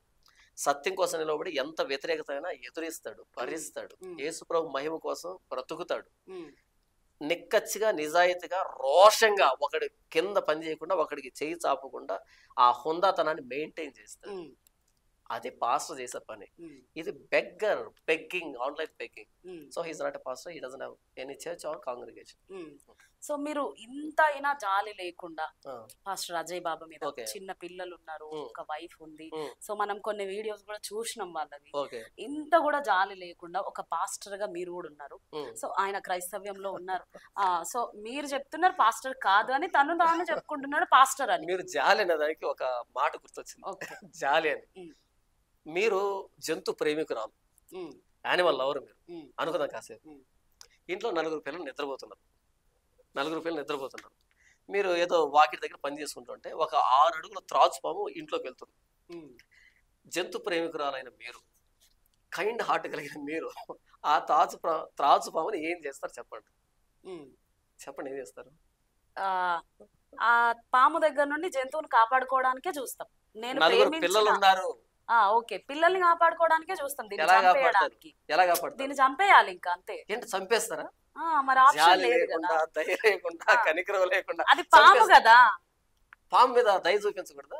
పాము మీద ఎందుకు దయ చూపించాలి? అది చంపేస్తది కదా, మనల్ని కాటేస్తది కదా అది. కదా, పాము మీద దయ చూపెడితే ఆ, పిల్లలను ద్వేషించినట్టు. అవును. ఇంకొకసారి చెప్పనా? ఆ, పాము మీద దయ చూపించారంటే పిల్లల్ని ద్వేషిస్తున్నారని అర్థం. ఉమ్, పాముని తలను చితగ్గొట్టి చంపేశారంటే ఉమ్, మీ పిల్లల్ని ప్రేమిస్తున్నానని అర్థం. ఉమ్, నేను ఇలాంటి ఆన్లైన్ బెగ్గర్ని ఉమ్, ద్వేషిస్తున్నానంటే నా క్రైస్తవ సంఘాన్ని ప్రేమిస్తున్నానని అర్థం. ఉమ్. సో క్రైస్తవ Love, సమాజాన్ని love. ఓన్లీ వినండి. జాన్ పాల్ పాస్టర్ మాత్రమే ప్రేమిస్తాడా? ఎస్ ఆ, ఎస్ ఆ, ఎస్, అంతే. ఉమ్. ప్రేమ అనే దాని వెనకాల ద్వేషం అనేది అంతర్లీనంగా ఉంటది. ఉమ్, ఐ లవ్ జస్టిస్ అన్నాను అనుకో, ఉమ్, నేను న్యాయాన్ని ప్రేమిస్తున్నాను అనుకో, అన్యాయాన్ని ద్వేషిస్తున్నా అని పరోక్షంగా వచ్చే అర్థం. Um. Okay. So I love justice అంటే, లేకపోతే ఐ లవ్ బేబీస్ అన్నాను అనుకో, ఉమ్, ఐ లవ్ చిల్డ్రన్ అన్నాను అనుకో, అబార్షన్ ని ద్వేషిస్తున్నాను అర్థం. ఐ హేట్ అబార్షన్ అని. ఉమ్, ఐ లవ్ చిల్డ్రన్ అంటే ఐ హేట్ అబార్షన్ అని. ఐ లవ్ జస్టిస్ అంటే ఐ హేట్ అన్జస్ట్ ఉమ్, అని అర్థం ఉమ్. కదా. అవును, అంతే కదా. అంతే. లవ్ అనేది ఎక్కడ ఉంటుందో దాని వెనకాలనే ద్వేషం అని ఉంటది, అది అంతర్లీనంగా ఉంటది. ఉమ్, అలాగే ఐ హేట్ దిస్ కోబ్రా అంటే ఐ లవ్ మై చిల్డ్రన్ అర్థం. Um, I hate this online beggars అంటే I love my Christian congregation అర్థం. Um. So pastor John Paul um. Social మీడియాలో వస్తున్నప్పటి నుండి ఉమ్. ఏసన్న పాస్టర్ అనే దగ్గర నుండి, ఓకే. పెద్ద పాస్టర్ల దగ్గర నుండి చిన్న పాస్టర్ల వరకు అందరిని విమర్శించుకుంటూనే వస్తున్నారు.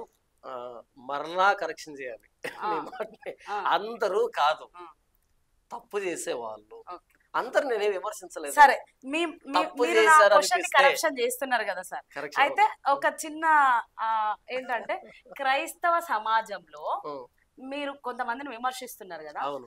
ఆ మిమ్మల్ని మళ్ళీ ఇంకో క్వశ్చన్ నేను ఏం అడగాలనుకుంటున్నా అంటే, ఎంత మంది ప్యూరిటీ ఉన్నారు అనుకుంటున్నారు మీరు ఈ క్రైస్తవ సమాజంలో? ఫర్ సపోజ్ నేను 100 మెంబర్స్ ని పెట్టినా అనుకోండి, ఓకే అది సేవకులను నేను పెట్టేది, పాస్టర్స్ ని ఓకే 100 మెంబర్స్ ని నేను పెడుతున్నా, ఓకే అందులో ఎంత పర్సెంటేజ్ కరెక్ట్ గా ఉందని మీరు చెప్పగలుగుతారు? ఓన్లీ జాన్ పాల్ పాస్టర్ మాత్రమే కరెక్ట్ అని చెప్తారా? బోధ పరంగా డాక్టర్ పరంగా నేను కరెక్ట్ అని చెప్తున్నాను. ఓకే, వినండి, ఆ, బోధ పరంగా టీచింగ్ పరంగా బైబుల్ ఇంటర్ప్రిటేషన్ పరంగా నేను కరెక్ట్ అని నేను అనుకుంటున్నాను కాబట్టి నేను గట్టిగా చెప్పగలుగుతున్నాను. అయితే ఇంకా చాలా మంది ఉన్నారు, ఆ చాలా మంది ఎవరెవరని వెతుక్కుంటూ తిరుగుతారు. ఇంకా చాలా మంది ఉన్నారు, వాళ్ళు ప్రస్తుతానికి ఓకే బాగా చెబుతున్నారు అనిపిస్తుంది, ఇంకా వాళ్ళ గురించి పూర్తిగా తెలియదు కాబట్టి వాళ్ళు నేను బయటికి చెప్పట్లేదు, వీళ్ళు ఇంకా బాగా చెప్తున్నారు తెలిస్తే ఖచ్చితంగా బయటికి ఎందుకు అంటే విమర్శిస్తారు. ఎందుకు దీనికి కూడా రీజన్ చెప్పాలి. అదేంటి జాన్ పౌలు ఎప్పుడు తన గురించి చెప్పుకుంటున్నాడు పక్కన గురించి చెప్పట్లేదు అంటే, ఒకవేళ ఆ వ్యక్తి గురించి ఏదైనా రేపు ఒక నెగిటివ్ వచ్చింది అనుకో, నేను ఒకళ్ళతో పుచ్చుకోవాల్సి వస్తుంది. నువ్వు చెప్పావు కదా ఆ రోజు, ఇప్పుడు చూడు ఎలా చేస్తాడో అంటే నేనేం చెప్పలేను. సో నా గురించి అనుకో నేను ఎంతైనా చెప్పుకోగలుగుతాను, అందుకని నన్ను మాత్రం పెట్టుకున్నాను. నేను చెప్పేదంతా నిజమని నేను అనుకుంటున్నాను. ఈ బోధ పరంగా 100% ఇది తీసేసుకోండి అని చెప్తున్నాను. ఓకే, ఎందుకంటే నా ప్రోడక్ట్ గురించి నేనే చెప్పుకోవాలి. నా ప్రోడక్ట్ గురించి మీకు తెలియకపోవచ్చు, నేను తయారు చేసిన ప్రోడక్ట్ ని నేనే చెప్పాలి, ఇది మంచి ప్రోడక్ట్ అని చెప్పాలి, అది నా బాధ్యత. ఒకవేళ చెడ్డదైతే కనుక చెప్తే నేను అంగీకరించాలని సిద్ధంగా ఉన్నాను. ఇప్పుడు ఒక 1000 మంది పాస్టర్స్ కలిసి క్రైస్తవ సమాజానికి జాన్ పాల్ ఒక చీడ పురుగు లాంటి వాడు అంటే దాన్ని మీరు ఎలా స్వీకరిస్తారు? అసలు సంతోషంగా స్వీకరిస్తాను. ఎందుకంటే బాత్రూమ్ కమోడ్ లో డామెక్స్ పడినప్పుడు, యాసిడ్ పడినప్పుడు ఆ క్రిములు అనుకుంటాయి ఈ యాసిడ్ ని ప్రమాదంగా భావిస్తాయి. మీకు అర్థమవుతుంది? బాత్రూమ్ కమోడ్ లో యాసిడ్ వేస్తే అందులో ఉన్న క్రిములకి ఈ యాసిడ్ ఎలా కనపడుతుంది? చాలా దారుణంగా కనపడుతుంది కదా. కాబట్టి తప్పులేదు, వాళ్ళ పాయింట్ ఆఫ్ వ్యూ వాళ్ళకు ఉంటుంది, నా పాయింట్ ఆఫ్ వ్యూ నాకు ఉంటుంది. నేనే స్వార్థంతో పనిచేయట్లేదు, నేను ఎవరు ముంచాలని పనిచేయట్లేదు. క్రైస్తవ్యం ఎవరెస్ట్ శిఖరం మీద వెలుగొందాలని ఎందుకు పాస్టర్స్ ని టార్గెట్ చేస్తున్నారు మీరు? ఏంటి పాస్టర్స్ ని ఎందుకు టార్గెట్ చేస్తున్నారు? ఓకే, వెరీ గుడ్, మంచి ప్రశ్న అడిగారు కదా. Killing a snake to crush it's head అని ఒక ప్రావర్బ్ ఉంది. Killing a snake to crush it's head అని. పామును చంపాలంటే తోకను కొట్టకూడదు, నడుమును కొట్టకూడదు, మెడను కొట్టకూడదు, తలను చెదరతొక్కాలి. పాస్టర్ అనేవాడు నాయకుడు, వీడు ఎట్ట ఆడిస్తే సంఘం అలా ఆడుతుంది, వ్యక్తులు అలా ఆడతారు. So crushing head is killing the snake. కాబట్టి ఈ దరిద్రాలన్నిటికీ మూల కారణం ఈ దరిద్రులు. కాబట్టి వీళ్ళని కొడితే వాళ్ళకు గుర్తొస్తుంది. అందరిని కొట్టుకుంటూ పోవాలంటే నా వల్ల కాదు. ఇంటింటికి వీళ్ళ అమ్మాయి ఏమి నమ్ముతున్నారు, అయ్యా ఏమి నమ్ముతున్నారు అంటే నాకు అంత ఓపిక లేదు, అంత టైం లేదు, అంత ఇంట్రెస్ట్ కూడా లేదు. కాబట్టి తలను కొడితే మిగతా కదలకుండా పడుకుంటుంది. మీకు ఎప్పుడు అనిపించదా నా వాళ్ళని నేనే తగ్గించుకుంటే ఎట్లా, నాకే మరలా మీరు తప్పు మాట్లాడారు, నా వాళ్ళు అని అనకండి. ఓకే, ఇప్పుడు ప్రవీణ్ పగడాల విషయంలో మొత్తం అంతా ఒకవైపు వెళ్ళిపోయింది, పాస్ జాన్ పాల్ ఒకడే ఒకవైపు ఉన్నాడు. ఇప్పుడు నా వాళ్ళు అయితే నాకు అక్రమ సంబంధాలు ఎందుకు అంటగడతారు? నా వాళ్ళు అయితే నేను ఎవరికి అమ్ముడు పోయానని డబ్బు ఇచ్చారని ఎందుకు అంటగడతారు? నా వాళ్ళు అయితే బండబూతులు ఎందుకు మాట్లాడతారు? నా వాళ్ళు అయితే ఫోన్లు చేసి అమ్మని ఇంట్లో ఆడవాళ్ళని ఎందుకు తిడుతున్నారు? నా వాళ్ళు కాదు. నా వాళ్ళు అయితే నా భావజాలం ఉంటుంది. క్రైస్తవులు మీ వాళ్ళు కాదు, క్రైస్తవులు కాదు. ఈ దరిద్రుని మాట్లాడుతున్నా. నేను అది యాక్సిడెంట్ అని చెప్పాను. దాన్ని యాక్సిడెంట్ అన్న వాళ్ళు ఆ యథార్థపరులు నా వాళ్ళు. దాన్ని హత్య అన్న స్వార్థపరులు, సమాజం ఏమైతే మాకేంటి అనే స్వార్థపరులు నా వాళ్ళు ఎప్పటికి కాదు. సో ఇప్పుడు ఇంతమంది విమర్శించారు కదా సార్, అవును ఇది హత్య అని మేము అంటున్నాం, యాక్సిడెంట్ అని జాన్ పాల్ అంటున్నారు అని. ఒకవేళ ఇది నిజంగానే యాక్సిడెంట్, జాన్ పాల్ చెప్పింది కరెక్ట్ అని మీ దగ్గరికి వస్తే వాళ్ళని మీరు యాక్సెప్ట్ చేస్తారా? ఖచ్చితంగా. నేను ఎప్పటికీ నేను అన్నా కదా, ఒకానొక రోజు నిలవబడేది నేనే. నేను మాట్లాడిన మాట నిలవబడుతుంది. చెప్తున్నారు మీరు మాట. అయ్యా, నేను ఇదంతా ముందు ఊహించాను కాబట్టి అప్పుడే చెప్పేసాను, ఇప్పుడు చెప్పట్లే. నేను చెప్పిన రోజు ఐజీ ప్రెస్ రిపోర్ట్ పెట్టలే, నేను వీడియో చేసి పెట్టిన రోజు ఐజీ ప్రెస్ రిపోర్ట్ పెట్టలే. మరి ఐజీ రిలీజ్ చేయక ముందే మీరు ఎట్లా ప్లాన్ చేసుకున్నారు? కొన్ని లీకులు బయటకు వచ్చాయి, కొన్ని సీసీటీవీ ఫుటేజ్లు బయటకు వచ్చాయి, ఫస్ట్ ప్రెస్ రిపోర్ట్ ఉంది. అప్పుడు చూసిన దాన్ని బట్టి చెప్పాను, కామన్ సెన్స్ ఉంది నాకు కాబట్టి చెప్పేశాను. కాబట్టి ఏదో జరిగిన తర్వాత చెప్తే నేను కూడా మామూలు అవుతుంది. జరగకముందు ఎక్కడి దాకా వెళ్తుంది ఆ రోజు ఊహించాను. నేను అన్నిటికీ రెడీ అయ్యే ఉన్నాను. నిలవబడే చరిత్రలో నేనే, నా మాటే. సో వీళ్ళందరూ ఒకవేళ జోకర్లు అవుతారు చూడండి. జాన్ పాల్ తోటి మేము ఏకీభవిస్తాం అని వస్తే మళ్ళీ మీరు స్వీకరించడానికి రెడీగా లక్షణంగా ఉన్నారు. స్వీకరించడం అంటే ఏంటి? అదే మా ఇంటికి వస్తారా ఏంది? ఇప్పుడు దాకా నా వాళ్ళు కాదు అన్నారు మీరు, నా వాళ్ళే అని అంగీకరించడం. అప్పుడు ఒకటి నా వాళ్ళు కాదు అన్నది ఐఎమ్ జస్ట్ ప్రొవోకింగ్ దెమ్ అంతే. నా వాళ్ళు కాదన్నది జస్ట్ రెచ్చగొడుతున్నా, కనీసం ఇలాగైనా ఆలోచించండి రా అని కోపంగా. నువ్వు నా కొడుకే కాదు, నా కడుపును పుట్టలేదు అని అందనుకో తల్లి, దాని అర్థం ఏంటి? పుట్టలేదని కాదు, కొడుకని కాదు, మరి ఎందుకురా నాకు ఇంత మచ్చ తెస్తున్నావు అనేటువంటి ఒక బాధ. అలా ఏంటంటే నా వాళ్ళు కాదు అన్నది జస్ట్ ప్రొవోక్ చేస్తున్నా నేను అంతే. మరలా క్రిస్టియానిటీ మీద ఏదైనా వచ్చిందనుకో మరలా నిలవబడతాను. ఎందుకంటున్నావు క్రిస్టియానిటీని అంటాను నేను. మీకు అర్థమవుతుంది నా బాధ. ఎందుకు ఇంత చిన్న విషయాన్ని అర్థం చేసుకోలేకపోతున్నారనే బాధలోనే మాట్లాడుతుంది తప్ప, ఈ పరుష పదజాలాలు వాడటమే తప్ప. మరలా నా క్రిస్టియానిటీ మీద ఏదైనా బ్యాడ్ ఏదైనా ఒకటి పడింది అనుకో ఫస్ట్ ఫ్రంట్ లో నిలబడి యుద్ధం చేసేది నేనే. ఎలా అంటావు నా యేసు ప్రభువు, నా క్రైస్తవే, నా బైబుల్ అని. కాబట్టి ఏంటంటే నేను ప్రొవోక్ చేస్తున్నాను, ఇది కూడా చెప్పాలి. కాబట్టి వాళ్ళు వచ్చినప్పుడు స్వీకరిస్తావా అంటే ఇప్పుడే వదులుకున్నానా స్వీకరించకపోవడానికి? నా వాళ్ళు కాదు అన్నారు. మరి ఇలా అబద్ధాలు చెప్తుంటే తట్టుకోలేకపోతున్నా, అది నా బాధ. ఏంటి భావజాలం అంటే, సరే నేను అది యాక్సిడెంట్ అన్నాను అనుకుందాం కాసేపు, అది యాక్సిడెంట్ కాదనుకుందాం. మీరు హత్య అనే అనుమానాలు వ్యక్తం చేసినప్పుడు నేను యాక్సిడెంట్ అని చెప్పడం తప్పే ఉండదు. నీ భావజాలం నీకున్నప్పుడు నా భావజాలం నాకు ఉండాలి కదా. మీ అందరిది నేను రెస్పెక్ట్ ఇస్తున్నప్పుడు నాది మీరు రెస్పెక్ట్ ఇవ్వాలి కదా. ఇప్పుడు నేను యాక్సిడెంట్ అంటే మా అమ్మని ఎందుకు తిడుతున్నాను అసలు చెప్పు? మా అమ్మ అందా? లేదు కదా. నా కుటుంబ సభ్యులు ఎందుకు తిడుతున్నాను అసలు? వాళ్ళు అన్నారా? నా బిడ్డలు ఎందుకు తిడుతున్నావు అసలు? అన్నారు. అసలు ఇంట్లో వాళ్ళని తిట్టే నువ్వు క్రైస్తవుడు ఎందుకు ఎట్టవుతావు? అది నా బాధ. ఒక చెప్ప కొడితే రెండో చెప్ప చూపించమని దోషణకు ప్రతి దోషణ చేయవద్దని బైబిల్ చెప్తే, ఇప్పుడు ఇంతమందిని వరుస పెట్టి తిడుతున్నావంటే నిన్ను క్రైస్తవుడని నేను ఎలా అనుకోవాలి? అవును నేను యాక్సిడెంట్ అనుకున్నాను, అవును ఎవరో డబ్బు ఇచ్చారో అమ్ముడు పోయారని అంటున్నావు కదా, ఓకే అనుకుందాం, వాడితో బతకలేదు తీసుకున్నాడు అనుకో. నా మీద దాడి చేస్తావా? 1000 మందిని వేసుకొచ్చి దాడి చేస్తావా? నా మీద కేసు పెడతావా? నా మీద ఇష్టం వచ్చినట్టు మాట్లాడతావా? ఓకే నేను చెడిపోయాను అనుకుందా కాసేపు.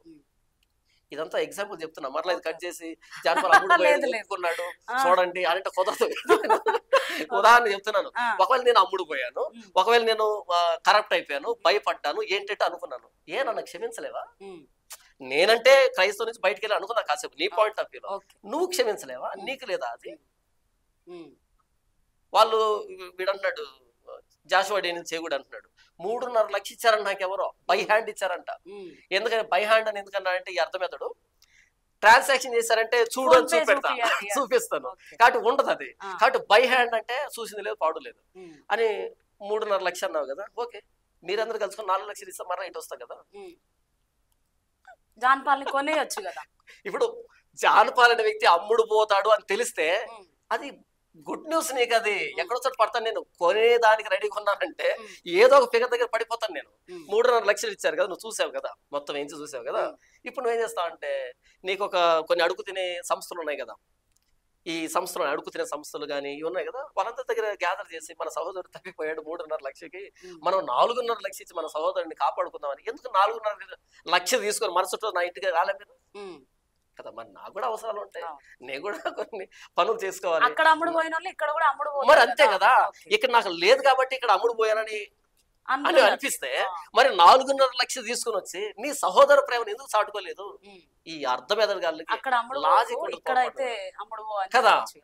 అమ్ముడు పోయాను కొనొచ్చు, అమ్ముడు పోయాను కొనొచ్చు, పాస్టర్ జాన్ పాల్ కొనలేరు మీరు అంతే. ఎందుకంటే ఇంత వ్యవస్థకు ఎదురుగా నిలబడినప్పుడు పాస్టర్ జాన్ పాల్ ఏంటో, వాడి ధైర్యం ఏంటో తెలియాలి మీకు. మళ్ళీ మాట్లాడుతున్నారు ఎవరో బెదిరించారు, ఎవరో కొడతామని. అరే కొడతామని బయట వాళ్ళు బెదిరించి ఉండొచ్చేమో, బెదిరించలేదు, మరలా చెప్తున్నా బెదిరించి ఉండొచ్చేమో, కానీ క్రిస్టియానిటీలో ఉన్నటువంటి దౌర్భాగ్యం నా మీద కేసు పెట్టారు. పోలీస్ స్టేషన్కి వెళ్ళాను నేను ఈ సందర్భంగానే. ఇంతకు ముందు నా మీద ఇప్పుడు అజయ్ బాబు వాళ్ళ గురించి మాట్లాడితే కేసు అరెస్ట్ చేసి లోపల పెడితే ఫండ్ రైజింగ్ చేసి బెయిల్ కావాలని పెద్ద పెద్ద కేకలేసి ఉద్యమకారులాగా స్వాతంత్రం కోసం పోరాటం చేసినంత బిల్డప్ ఇస్తున్నారు కదా. ఒక్కనే తీసుకుని వెళ్ళారు పోలీస్ జీబులో 350 కిలోమీటర్లు, 3 కానిస్టేబుల్. ఎంత ర్యాగింగ్ చేస్తుంటారో తెలుసా? ఎంత ర్యాగింగ్ చేస్తుంటారో తెలుసా? ఒక్కడిని చేసి తెల్లవారుజామున 3 కానిస్టేబుల్ వచ్చి 350 కిలోమీటర్ల దగ్గర కేసు పెడితే అక్కడ తీసుకుని వెళ్తూ ఉంటే ఎంత మాట్లాడుంటారు, ఎలా చూసుంటారు. బ్రష్ వేయలేదు, నీళ్లు కూడా తాగలేదు, మంచం మీద అలా తీసుకుని వెళ్ళిపోయారు. ఎంత బాధపడి ఎంత క్షోభ అనుభవించుంటారు తెలుసా? ఎవరికి చెప్పలే ఒక మాట కూడా. నా ప్రభు కోసం నేను మాట్లాడాను, నా ప్రభు కోసం సాక్షిగా వెళ్ళాను. ఆ పోలీసులు అన్నారు, నీ మీద యేసు ప్రభు నిఖార్సుగా ఉన్నాడు, అదృష్టం దరిద్రం పట్టింది నీకు అన్నారు పోలీసు వాళ్ళు. ఇంతకంటే సాక్ష్యం ఉంటుందా? జీబులో ఎక్కగానే అందులో పోలీసు అన్నాడు, యేసు ప్రభు వస్తాడని నేను రక్షించడానికి అన్నాడు. ఇప్పుడు యేసు ప్రభు వస్తాడు రక్షించడానికి అన్నాడు. ఏం మాట్లాడాలో తలదించుకోమన్నా. ఒక అర్ధగంట జర్నీ జరిగిన తర్వాత దిగారు, టీ తాగారు, వాళ్ళతో మాట్లాడుకొని ఫోన్ చేస్తున్నారు. బస్ మరలా ఎక్కి వ్యాన్లోకి ఎక్కిన తర్వాత పాస్టర్ గారు అన్నాడు. గారు ఏంటి అని అనిపించింది. ముందు మాట అలా లేదు. ఏం పేరు, ఎందుకు ఇలా ఈ టైపు సార్ కంప్లీటెడ్ చెప్తాలాగు అన్నాడు. అలా మాట్లాడారు. అంటే వాళ్ళ స్టైల్ అలా ఉంటావు కదా. అర్ధగంట తర్వాత పాస్టర్ గారండి అన్నాడు. ఏంటి పాస్టర్ గారు అన్నాడు, ఇది కూడా ర్యాగింగ్ అనుకున్న మనసులో. పాస్టర్ గారు అదృష్టం దరిద్రం పట్టిందండి మీకు అన్నాడు. ఏంటప్ప ఇలా మాట్లాడుతున్నాడు? అయితే ఇక్కడ నిన్ను వదిలిపెట్టి వెళ్ళొచ్చు మేము, కాకపోతే మా ప్రొసీజర్ ప్రకారం నీకు నోటీస్ ఇచ్చి పంపిస్తాను, అంతమించి ఇంకేముండదు, జస్ట్ నోటీస్ మాత్రమే ఇస్తా అన్నాడు. ఏంటప్ప ఈ మార్పు అనుకున్నా. అక్కడ తీసుకెళ్ళి కొడతారా కొంప తీసి ఇలా మాట్లాడతాం అనుకున్నా. అయితే అక్కడ వెళ్ళిన తర్వాత టక్ టక్ టక్ టక్ టక్ అన్ని పనులు అయిపోయినాయి, నోటీస్ ఇచ్చారు, పాస్టర్ గారికి మీరు ఇంటికి వెళ్ళొచ్చు అని అన్నారు. ఇది కదా సాక్ష్యం అంటే. ఒక్కడిగా వెళ్ళానమ్మా, పోలీస్ స్టేషన్ ఒక్కడిగా వెళ్ళాను. ఎప్పుడు బయట పెట్టుకొని నాకు బెయిల్ కావాలి, నాకు డబ్బు ఇవ్వండి, ఏ అడుగు తినే వ్యవహారం చేయాలి ఎవరికి చెప్పలేండి నేను అసలు. తర్వాత నా సన్నిహితులు కొంతమంది ఫోన్ చేసి ఇలా జరిగిందంట కదా అంటే అప్పుడు వాళ్ళు వీడియో పెట్టారు. జాన్పాల్ మీద కేసులు పడ్డాయని. ఆ కేసులు పెట్టిన హైందవులు కాదు, ముస్లిం వ్యక్తులు కాదు, మన క్రిస్టియన్స్. ఈ స్టూడియోలో ఉండి మీతో చెప్తున్నా, మీరు అందరికి తెలియ, ప్రపంచానికి తెలియాలి, క్షమాపణ కూడా చెప్తున్నా ఈ స్టూడియో ఓపెనింగ్. ఎందుకంటే నా మనస్సాక్షి చాలా సున్నితమైందమ్మా. ఎవరికైనా నేను ఏదైనా ఒక తప్పు చేసినప్పుడు క్షమాపణ చెప్పేంత వరకు నాకు మనస్సాక్షి ఒప్పుకోదు. ఎవరు బెదిరించారని కాదు నేను మాట్లాడుతున్నాను. కరుణాకర్ సుగ్గన అనే వ్యక్తిని ఒరే అరటి పళ్ళు అమ్ముకునేవాడా అని పిలిచారు.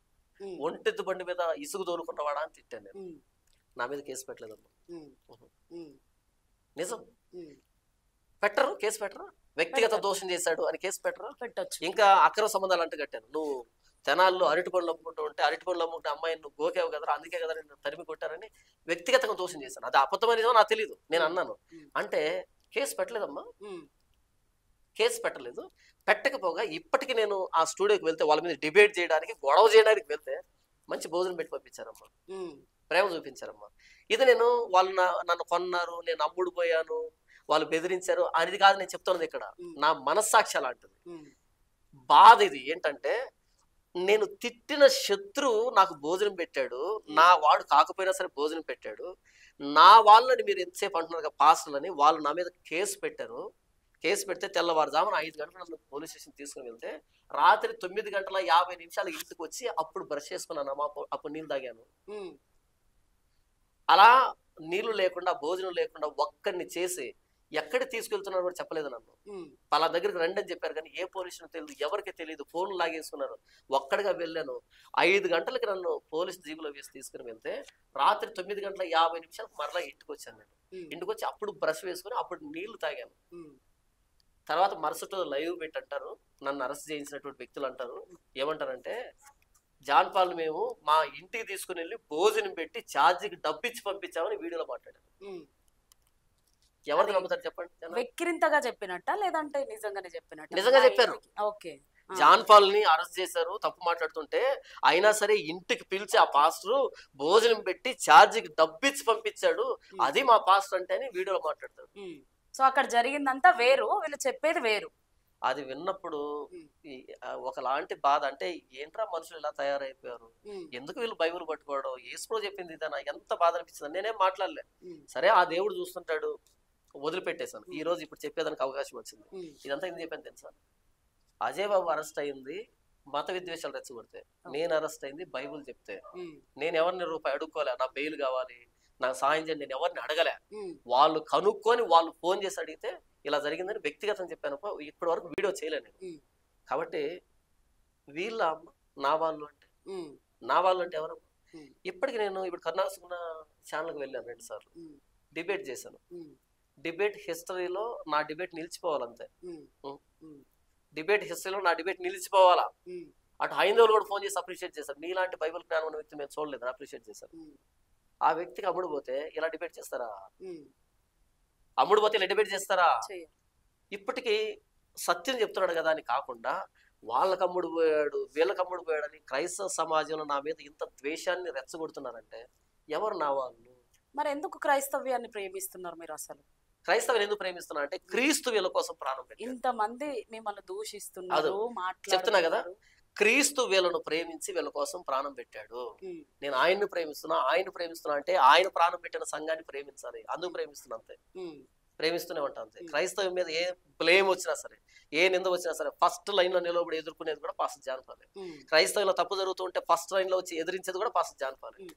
పాస్టర్ అభినవ్ ఇదే కరుణాకర్ సుగుణతో ఫోన్ చేసి దాదాపు ఒక 2-3 days అవుతుండొచ్చు మేబీ. ఓకే, మీరు మా జోలికి రాకండి, మేము మీ జోలికి రాము, అండ్ మీ గ్రంథాల మీద మేము మాట్లాడము, మా గ్రంథాల మీద మీరు మాట్లాడకండి అంటే దానికి వకాలత ఎవరు పుచ్చుకుంటారు అని అడిగితే కరుణాకర్ సుగుణ, క్రైస్తవ సోదరులందరి తరపున నేను బాధ్యత తీసుకుంటా, నా క్రైస్తవ పెద్దలందరినీ నేను కూర్చోబెడతా, మీరు కూడా కూర్చోబెట్టండి అంటే ఉన్న వీడియోస్ అవి ఇవి అని అడుగు అన్ని నేను డిలీట్ చేపిస్తా అని అంత బాధ్యత స్వీకరించిండు కదా ఆయన.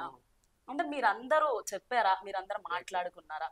ఫస్ట్ ఆఫ్ ఆల్ అది పబ్లిసిటీ స్టంట్. అది పబ్లిసిటీ స్టంట్. అది ఈ వ్యక్తి ఏమి క్రైస్తవానికి హెడ్ కాదు, హెడ్ కాకపోగా బెగ్గింగ్ టైల్ వీడు.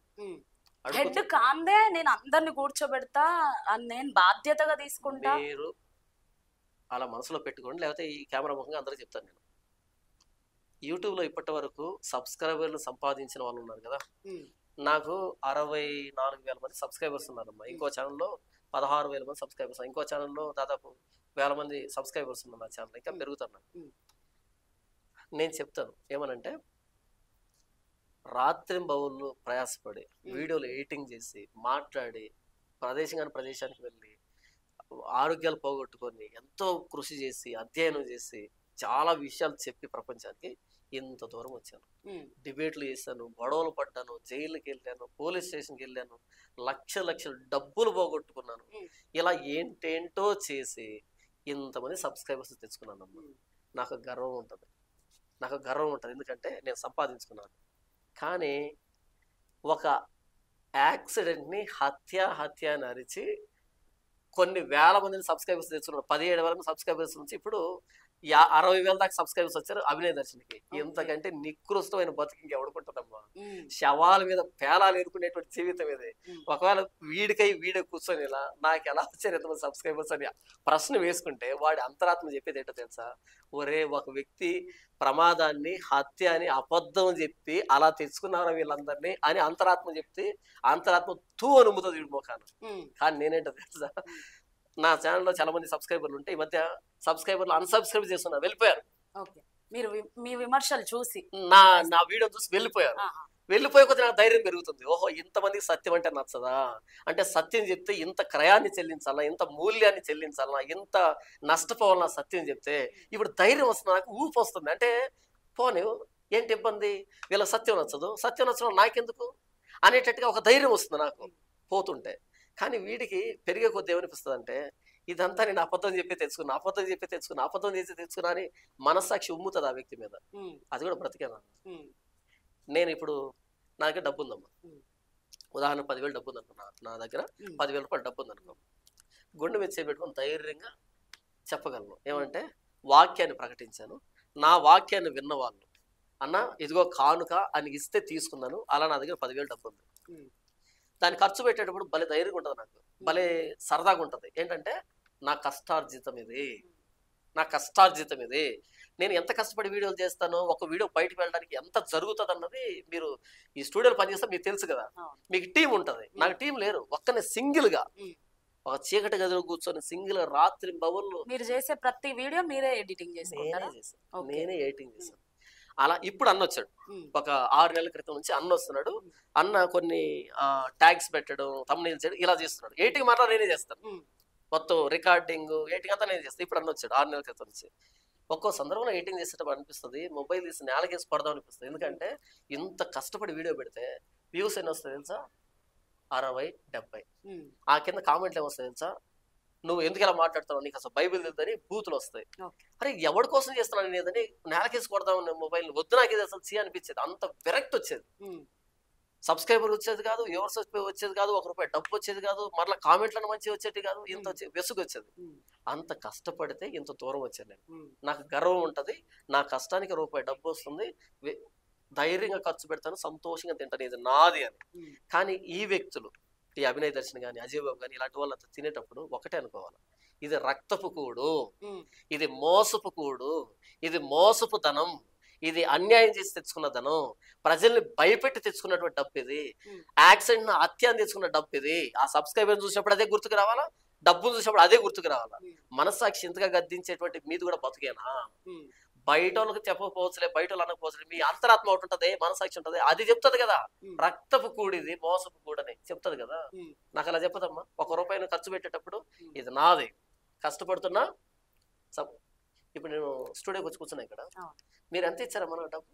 నేనేమి ఇవ్వలేదు, పోనీ ఇవ్వాల్సిన అవసరం కూడా లేదు, ఎందుకంటే మేము సత్యం అడుగుతున్నాం, మీరు కూడా కదా సత్యం చెప్పడానికి రెడీ అయితేనే వస్తారు. మీరు నాకు ఇవ్వలేదు, కానీ ఇక్కడికి రావడానికి నేను ఈ రోజు ఇక్కడ స్టే చేస్తున్నాను. యాక్చువల్లీ నేను రేపు రావాలి, ఈ రోజు ఇక్కడ స్టే చేస్తున్నాను. నేను హోటల్ ఖర్చు ఉంటుంది కదా, నా హోటల్ ఖర్చు ఉంటుంది, తిండి ఖర్చు ఉంటుంది, ఫ్యూల్ ట్రావెలింగ్ ఖర్చు ఎంత ఉంటుంది కదా. ఎంత చేసిన ఎందుకు వచ్చాను ఇక్కడికి? ఓన్లీ సత్యం చెప్పాలి, సత్యం చెప్పాలని మాత్రం ఇక్కడికి వచ్చాను. సో ఇలా నేను ఇంత ప్రయాసపడినప్పుడు, నాకు ₹1 ఇచ్చినప్పుడు నేను ధైర్యంగా ఖర్చు పెడతాను.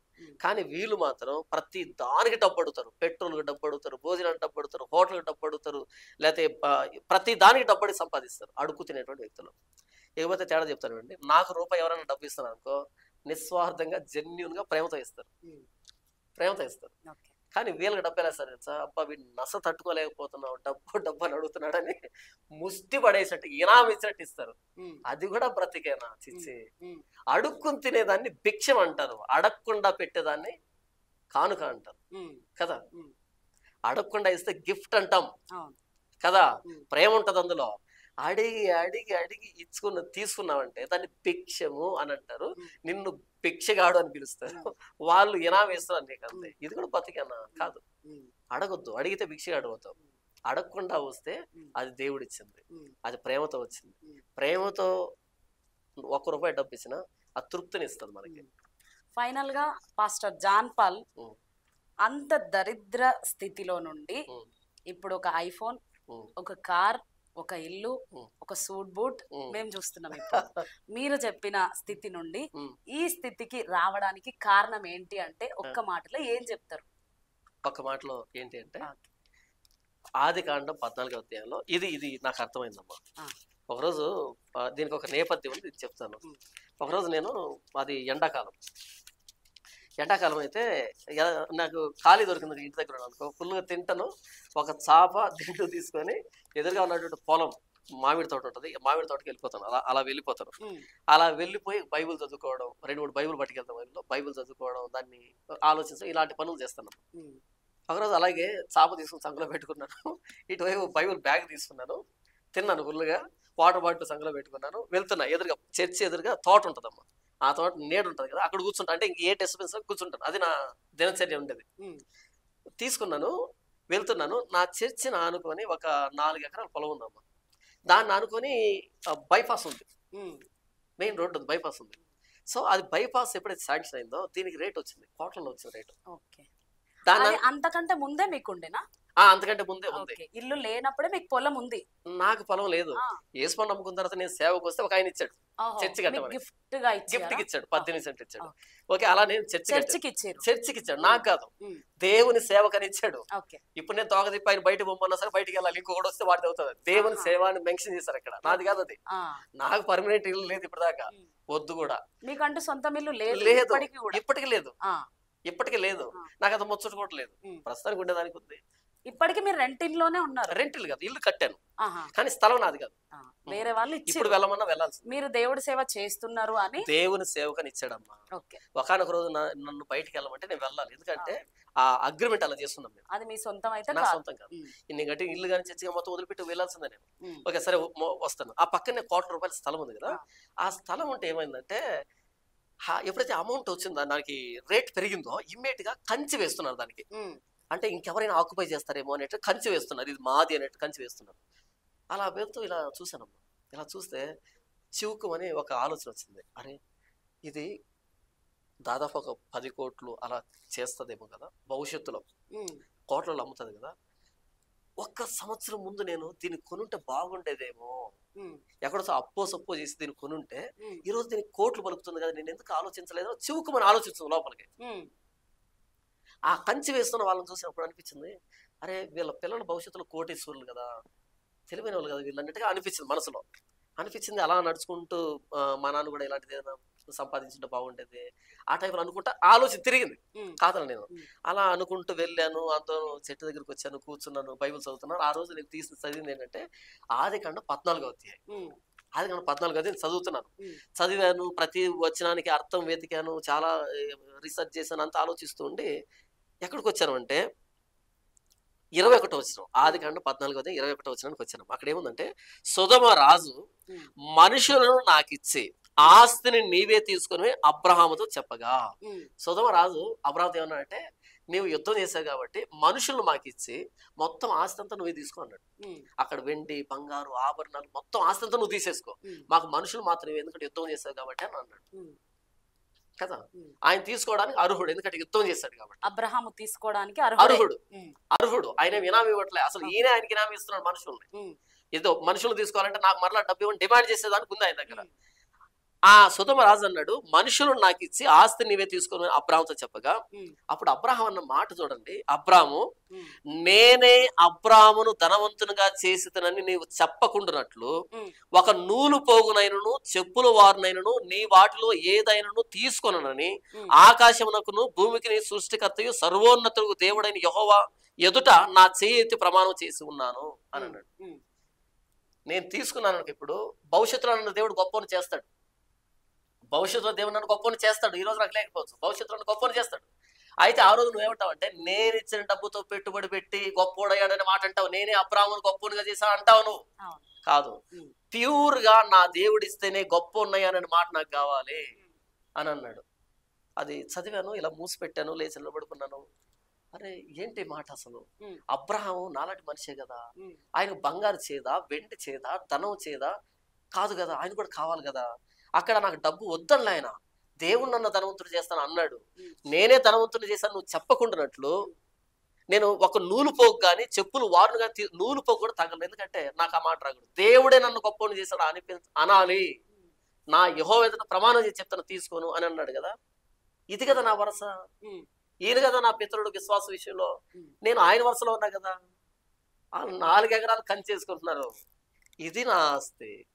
ఈ 4 ఎకరాలు ఆ వచనానికి ఈక్వల్ కాదు అని మీరు ఆలోచించారు. మళ్ళీ మిమ్మల్ని అక్కడ సడన్ గా స్ట్రైక్ అయింది, ఆ 4 ఎకరాలు ఈ వచనానికి కాదు, ఈక్వల్ కాదు. ఇలాంటి వచనాలు ఉన్నాయి బైబుల్లో. ఒక్కో వచనాన్ని ఒక్కో గంట ప్రసంగం చేయగలుగుతాను.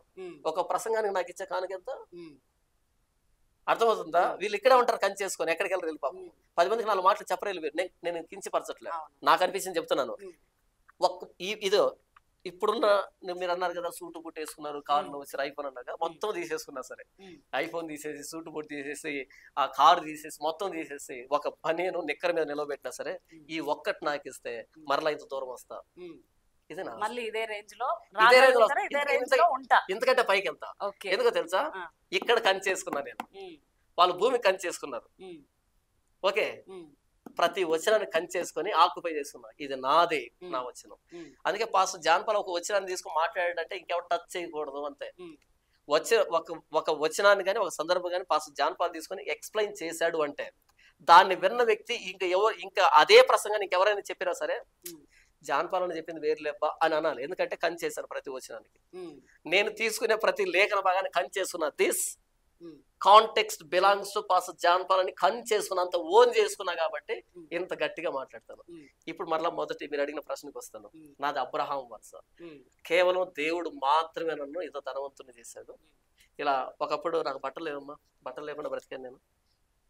మా నాన్న పనికి వెళ్ళి ఆ పని చేసిన వాళ్ళ పిల్లలకి బట్టలు బిర్రుగా అవుతానో లేకపోతే వదులుగా అవుతానో మాసిపోతానో లేకపోతే కొత్త బట్టలు కట్టుకొని వీటిని వదిలిపెడతాను, అవి తీసుకొచ్చి మా నాన్న 10 రూపాయలు ఇచ్చి టైలరింగ్ దగ్గర ఆల్టరింగ్ చేయించేవాడు, బిర్రు చేయించేవాడు లూజ్ అయితే, లేకపోతే బిర్రు అయితే కనుక వదులు చేయించేవాడు కుట్లు 10 రూపాయలు ఇచ్చి. అప్పట్లో అలా బతికానమ్మా. నా గురించి మా ఊర్లో అడిగితే చెప్తారు, బట్టలు లేకుండా భోజనం లేకుండా ఇల్లు లేకుండా బ్రతికినటువంటి నేను ఈరోజు ఇదో ఈ సూటు కుట్టేసుకున్నాను కదా, కేవలం 100% ప్యూర్లీ ఇదిగో అబ్రహాము దేవుడైన యెహోవా నా ప్రభు అయిన యేసుక్రీస్తు నాకు ఇచ్చిన భిక్ష. ఆయన నన్ను అలంకరింపజేశాడమ్మా. ఎందుకంటే ఆయన వాక్యాన్ని నేను అలంకరించాను కాబట్టి. కేవలం ఆయన ఇచ్చిన మెతుకులే తింటున్నాను, ఆయన ఇచ్చిన బట్టలు కట్టుకుంటున్నాను, ఆయన ఇచ్చిన గౌరవం, ఆయన ఇచ్చిన ఘనత. నేను బ్రతికిన బ్రతుక్కి, నేను పుట్టినటువంటి ఊరు అనేది మా ఊర్లో అత్యంత చిట్ట చివరి ఉన్నటువంటి ఇల్లు నాది. అక్కడ ఉన్నటువంటి నేను ఈరోజు ఇక్కడ స్టూడియోలో కూర్చొని ఇంత ప్రపంచంతో మాట్లాడుతున్నానంటే, ఇంత ప్రపంచంలో నా గురించి మాట్లాడుకున్నారంటే ఆయన ఇచ్చిన భిక్ష, ఆయన ఇచ్చిన భిక్ష. సో ఇప్పుడు ఏ మానవుడు కానీ మీ ఊర్లో అరే ఇట్లా బతికిండు ఒకప్పుడు, ఇప్పుడు ఇట్లా బ్రతికిడుతున్నాడు అని అనుకుంటే మీరు ఏ విధంగా ఫీల్ అవుతున్నారు? అమ్మా, ఈ డిబేట్ జరిగిన తర్వాత ఈ వీడియో సర్క్యులేట్ అయింది. ఫస్ట్ క్రాంతి ఛానల్లో డిబేట్ జరిగితే అది సర్క్యులేట్ అయింది వీడియో. నాకు తెలియదు మా ఊరు చూస్తున్నారు నన్ను, ఎందుకంటే నా పేరు పాస్టర్ జాన్పాల్, నా పేరు మణికంఠ కదా. వాళ్ళకి తెలియదు నేను ఎలా మారాను. మా ఊరు వదిలిపెట్టాను చాలా సంవత్సరాలు అయిపోయింది కాబట్టి నేను ఎలాగుంటానో తెలియదు వాళ్ళకి. వీడు మణికంఠ అని తెలియదు చాలా మందికి ఇప్పటికే. ఇప్పుడు నేను సూటు బూట్ వేసుకొని చాలా లగ్జరీగా కనబడుతున్నాను కదా, తెలియదు వాళ్ళకి. అప్పుడు వాళ్ళు చూస్తారని గుర్తుపడతాను నేను అసలు అనుకోలే. ఒకనొక రోజు మా ఊరు నుంచి ఫోన్ వచ్చింది ఒక ఆయన. ఇప్పుడు చిన్నప్పుడు చూసి ఆయన డాక్టర్, ఆయన ఫోన్ చేసి వందనాలు జాన్పాల్ అన్నాడు. వందనాలు అన్నా అన్న, ఎవరు తెలియదు నాకు. ఆయన వందనాలు అన్న, మీ పేరు మణికంఠ కదా అన్నాడు. అవును మణికంఠ అన్న. ఒరే నాయన నేను రా అన్నాడు. ఎవరు అన్న? నేను రా, పలానా పేరు రా, నేను రా, మీ ఊరు రా అన్నాడు. కంట్లో నీళ్ళు తిరిగాయి. అన్న మీరేంటంటే, ఒరే నాయన నువ్వు ఆ రోజు చెడ్డీలు వేసుకొని తిరుగుతూ ఉంటే ఏదో అనుకున్నాను కానీ ఇంత దూరం వెళ్తావని నువ్వు ఊహించలేదురా, పెద్దోడు వేరే ఎవరు అంటాడు. సంతోషం. అంటే దేవుడు ఆ స్థితి ఇచ్చాడు ఈరోజు నాకు, ఇంత ఘనత ఇచ్చాడు. ఇది ఎవరికి ఆపాదించను, కేవలం దేవుడు మాత్రమే ఈ స్థితి తీసుకొచ్చాడు. అబ్రహాము దేవుడు నా ప్రభు అయిన యేసుక్రీస్తు ఇంత స్థితికి నన్ను తీసుకొని వచ్చాడు. కాబట్టి ఎవరైనా వచ్చి ఐఫోన్ కొన్నామంటే వేసుకున్నా అన్నని అడగండి, అన్నయ్య తీసింది ఐఫోన్. అది ఎలా కొన్నానంటే కేవలం దేవుడు ఇచ్చింది అంతే. అది కొన్నది కూడా దేనికంటే వీడియో కోసం. అడగండి, కేవలం వీడియో కోసం మాత్రమే కొన్నా, నా కోసమే కొనలే. దాంట్లో ఆప్షన్స్ ఏమన్నా కూడా నాకు ఇంతవరకు తెలియదు. ఒక కైన్ మాస్టర్ ఓపెన్ చేసి వీడియో ఎడిటింగ్ చేయడం తప్ప, వీడియో ఆన్ చేసి చేయడం తప్ప దాంట్లో ఎన్ని ఆప్షన్స్ నాకు తెలియదు. ఏ సమస్య వచ్చారో అన్న కాల్ చేస్తాను, అన్న ఇది ఎందుకు సౌండ్ ఇలా వస్తుంది, ఇది ఎందుకు స్క్రీన్ ఇలా వస్తుంది, ఆయనకి ఫోన్ చేసి ఆయన అడుగుతాను, నాకు తెలియదు. దాన్ని బట్టి నేను అతిశయపడలేదు, దీన్ని ఇచ్చిన నా దేవుని బట్టి అతిశయపడతాను. దీన్ని బట్టి నేను అతిశయపడలేదు, దీన్ని ఇచ్చిన నా దేవుడి గురించి అతిశయపడతాను. కారుని బట్టి నేను అతిశయపడలేదు, దాన్ని ఇచ్చిన నా దేవుడి గురించి అతిశయపడతాను. నేను చెప్పాను కదా ప్రభు నాకు కారు కావాలి, ఆ కారు ఇదని నేను అడగట్లేదు. ఒక డబ్బా తయారు చేశాను రెక్టాంగిల్ షేప్లో, 4 గాన్లు పెట్టి నేను తీసుకుంటాను అన్నాను. ఇచ్చాడు, అద్భుతమైన కారు ఇచ్చాడు. కాబట్టి అబ్రహామును ధనవంతుగా చేసిన దేవుడు నన్ను ధనవంతుగా చేశాడు. నేను గూగుల్ పే పెట్టలే, ఫోన్ పే పెట్టలే, ఎవరిని ₹1 అడగలే. కానీ దేవుడు నన్ను ఇంత ధనవంతుడిగా చేశాడంటే ప్యూర్లీ నా దేవుడికే ఘనత, మహిమ, ప్రభావాలు ఆరోపించబడతాయి. అది విషయం. సో ఇంత టైంని వెచ్చించి పాస్టర్ జాన్పాల్ గారు మాకు ఇచ్చిన ప్రతి క్వశ్చన్కి సూటిగా సమాధానం చెప్పిండు. చాలా మందికి ఛాలెంజెస్ కూడా విసిరిండు. సో కొన్ని కన్నీటి చుక్కలు కూడా కార్చడం జరిగింది తన పాత జ్ఞాపకాలను గుర్తు చేసుకొని. సార్ మీరు మాకు ఇచ్చిన సమయం బట్టి మీకు చాలా కృతజ్ఞతలు తెలియజేస్తున్నాం.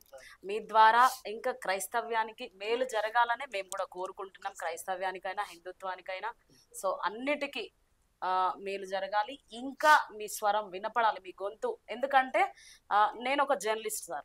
జర్నలిస్ట్గా నేను ఏమనుకుంటా అంటే నేను ప్రశ్నించాలి. ప్రశ్నించే తత్వం నాలో లేదనుకోండి, నేను జర్నలిస్టే కాదు అసలు. నేను ప్రశ్నించాలి, అప్పుడే ఈ ఫీల్డ్ కి నేను న్యాయం చేయగలుగుతా అని ఎప్పుడైతే నేను నిర్ణయించుకున్నానో అప్పుడే నేను ఈ ఫీల్డ్ కి వచ్చిన. వచ్చి దాని తర్వాత అక్కడ బెదిరింపు కాల్స్ వస్తున్నాయి, ఇక్కడ బెదిరింపు కాల్స్ వస్తున్నాయి అంటే నువ్వు అసలు ఈ ఫీల్డ్ కి అర్హత లేని ఆమెవు, లేని వాడవు. సో ఇప్పుడు మీరు అన్నారు జాన్పాల్ ఒక్కడు, క్రైస్తవ సమాజం మొత్తము ఒక్కటి అని. సో పాస్టర్ జాన్పాల్ ఒక్కరిగా పోరాడుతున్నారు. తర్వాత మేము లక్షలాది మందిగా మీతో సైన్యాన్ని చూడాలని ఆశిస్తున్నాం, అనుకుంటున్నాం. సో మళ్ళీ ఒక్కసారి మీరు మా స్టూడియోకి వస్తూనే ఉండాలి. ఇంకా చాలా సందేహాలు ఉన్నాయి, మేము ఆహ్వానిస్తూ ఉంటాం. మీరు ఈ సమయం ఇచ్చినందుకు చాలా చాలా చాలా thanks sir. Thank you very much.